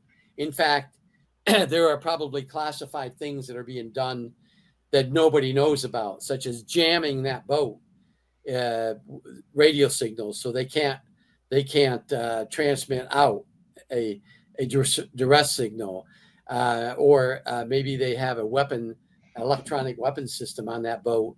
We jammed it so they can't use that weapon system. I mean, there's all sorts of things that are occurring that we don't know about, that the military's not going to tell us about. All they're going to do is show this film, and the people out there are saying, "Oh my God, these innocent people, oh, why'd you kill him? You don't know anything about him." Well, believe me, they do. They know everything there is about him. Yeah, the comment I made to the person on X who was crying for the people on the boat was that I'm assuming they even had assets on the ground before the boat left, right? Yeah. That Yes. know what's being placed on the boat. It's not like we have no intelligence at all. It's not like we're just picking out boats that look like, cartel. Right. Right. There's Right. a lot of rich people that have fast yachts. We're not just going to blow up every yacht racing towards America, you know. But anyway, I just thought I was trying to use. I wasn't even really trying to focus on the politics of that. I was just trying to understand or make the point that you're not always seeing the version of the video that could give you the 100% of the information that you're wanting to see. Right. And maybe it's a moot Right. point. Well, that's a good point, though. That's a good point. You're not seeing what you want to see, and then it's not. Sometimes those aren't fully explained. That you don't know what you see something, and the layperson, the ordinary citizen, doesn't understand what they're seeing. I talk about this. One of my greatest fans, and I have a hell of a lot of fans from Gaia and other places I've been on. He's a retired priest, and he doesn't believe in the subject of UFOs. He believes God, everything is maybe angels, but he loves me. I mean, he really does. He really enjoys to watch me. But then he turns around and there's 2 pages of an email criticizing what my subject matter was. Not how I presented it perfectly, but and then he starts citing the Bible and so forth. I mean, the guy, I actually met him in person 2 years ago at a forum that we had up in Boulder, Colorado. He traveled all the way from Austin, Texas. Houston, Texas. He's 89 years old, and we sat around talking. Great person. Just doesn't believe in the subject, but loves to hear about it. I get a kick out of it. I actually am one that doesn't have a problem. I grew up in the church. I'm a Christian. I don't have a problem with God have created, other life. This is. I hear this a lot where, supposedly government is using this as an excuse because they're afraid that people who believe in God will freak out. The people I talk to don't feel that way. The Christians I talk to, they would just say, okay, well, God created that thing too, right? My only thing is when Bible itself, the literature of the Bible is the attempt to convolute it, or, you know what I mean? In other words, I'm not going to take a great novel, Moby Dick, and try to change the story, or change the plot of Moby, right? I just expect people to remain faithful to the literature of the Bible. That's my only thing. And it has nothing to do with whether aliens exist or not. That doesn't bother me, and I wish that would just be taken off the list if that's an actual excuse. I personally think has to do more with economics than it does, because I think they think people will just stop working if they find out that aliens actually exist. You know what I mean? I think it has more to do with economic and security issues than it does religious issues. I don't know what you think about that, but Well, yeah, no, I was raised a Catholic. I was an altar boy, so I believe in God, and but I believe there's a place in your belief for both, and at least my beliefs in both. yeah, And even if somebody told me that 2,000 years ago Jesus was in fact an alien, I still believe in Jesus and God, and so it's just how you interpret things, and so I don't think, I don't. Well, again, going back, I don't want to get into a debate about the Bible, but that yeah, that's the only thing was when I think it's fine to say aliens exist. I don't think I think we should respect the literature of the Bible, and I don't think there's any basis for like Jesus being an alien. I almost forgot about one question. It was before you go. It's related to the working group. how does that? I've always wondered. Is that just a group of guys that you worked with in the past that you stay in touch with, or do you all actually do like side projects, or can you say? The advanced working group was formed back in the 80s. I joined it in around 2002. It's a group of retired intelligence officers, both civilians and military. There are some people in there that are high-ranking military people that didn't necessarily work in intelligence, but had some connections to intelligence. We screen our members very, very, very carefully. You have to, if you want to apply, you apply through somebody. Somebody has to nominate you and represent you at the induction. That we do a background check. We get all your military records, make sure you did and you are who you claim to be, and then it's voted on by a committee. And if you make it, you're in. And I did in 2002. I've been in ever since. We have some extraordinary people in there. We have some former directors of Central Intelligence. We have commanders of intelligence units. We had super secret former CIA case officers. We had, although he passed away just a few years ago, we had a real live James Bond. I mean that's an absolute truth. We had somebody that actually did things that would probably make James Bond look like a Boy Scout. He was a member of the CIA, but he was in a clandestine operations unit. He did some things extraordinary. He got a lot of medals for it over the years, but he passed away. He was up there in the 80s. And we meet probably every quarter. We try to meet every quarter. And we meet in but a good majority of the members live around the DC area or on the East Coast. But we do have people like myself that live in the Rocky Mountain states, or some that live in California. And we have a few that live overseas. The big question that always ask me is, well, how do you pay dues?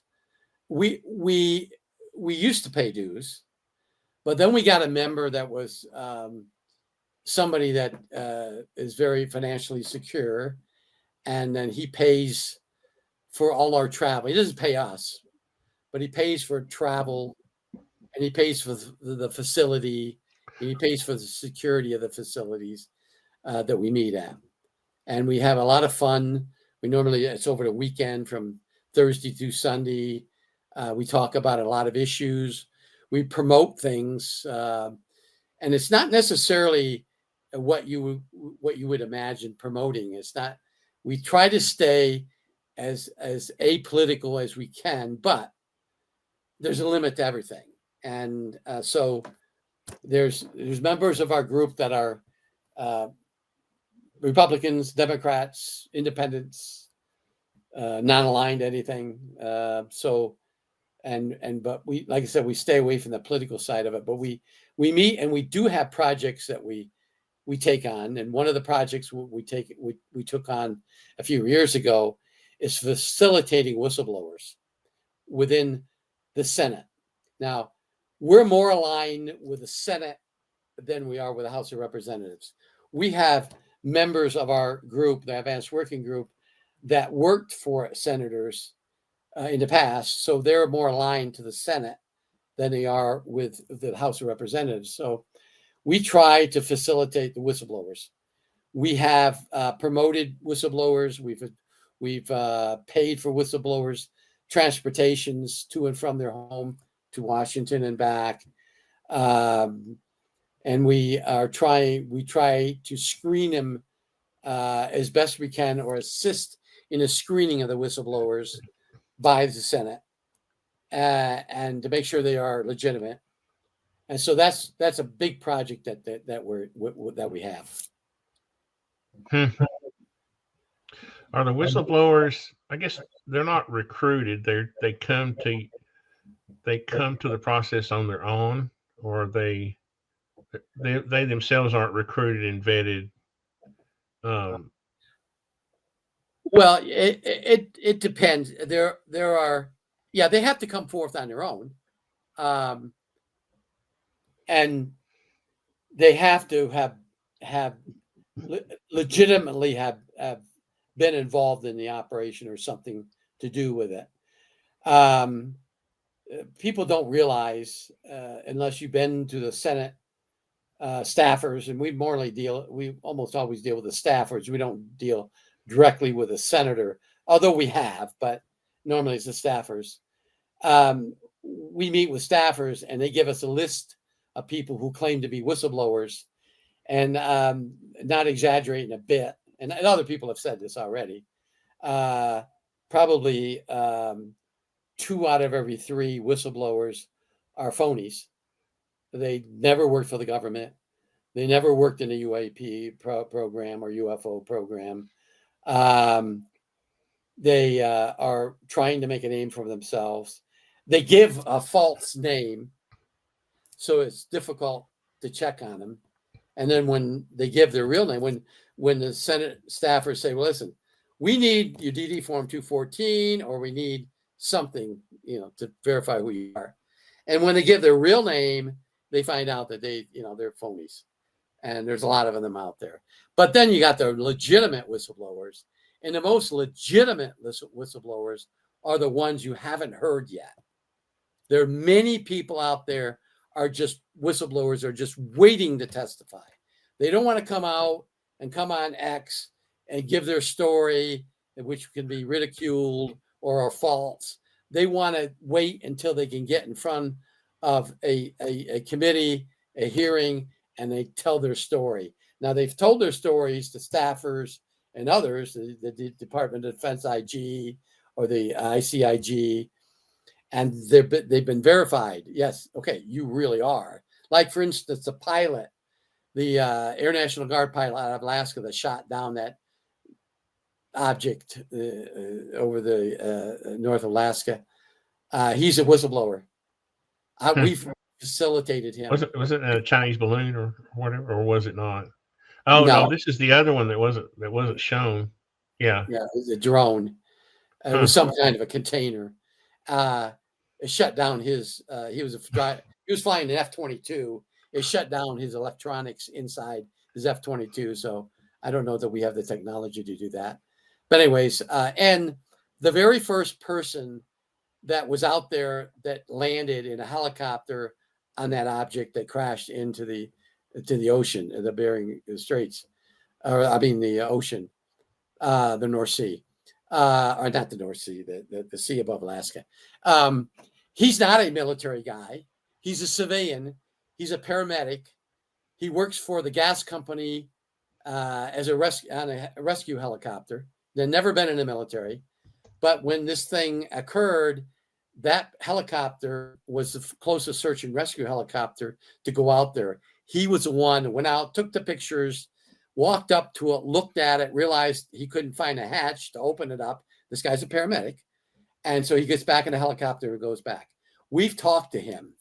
He's been interviewed by a number of people, legitimate people. His name hasn't been disclosed yet. Legitimate whistleblower, very legitimate. I almost think it would be better if the whistleblowers would wait. Yeah, exactly. I agree. Yeah, and get their let them be vetted. The process you're speaking of, let them talk to, get into a skiff or whatever, and let the information. And then, I guess the problem with that is we'll never hear it. But I guess some people would say, well, how will you ever have disclosure? I honestly never thought we would see disclosure from government sources, but well, Rick, I really appreciate your time. Yeah, I think it's time to say goodbye. Thank you very much for the opportunity to speak my piece, so to speak, and to be on your show. I hope it was enjoyable to you and everyone else. It's very informative. I didn't know a lot of things that you told me, so it's and hopefully my audience learned something too. And I really appreciate your time, and thanks again for making time for the show. I really appreciate it. You're very welcome, Tony. You have a wonderful weekend, and we'll do this again sometime. All right. Thank you. Okay. All right. See you. Bye-bye.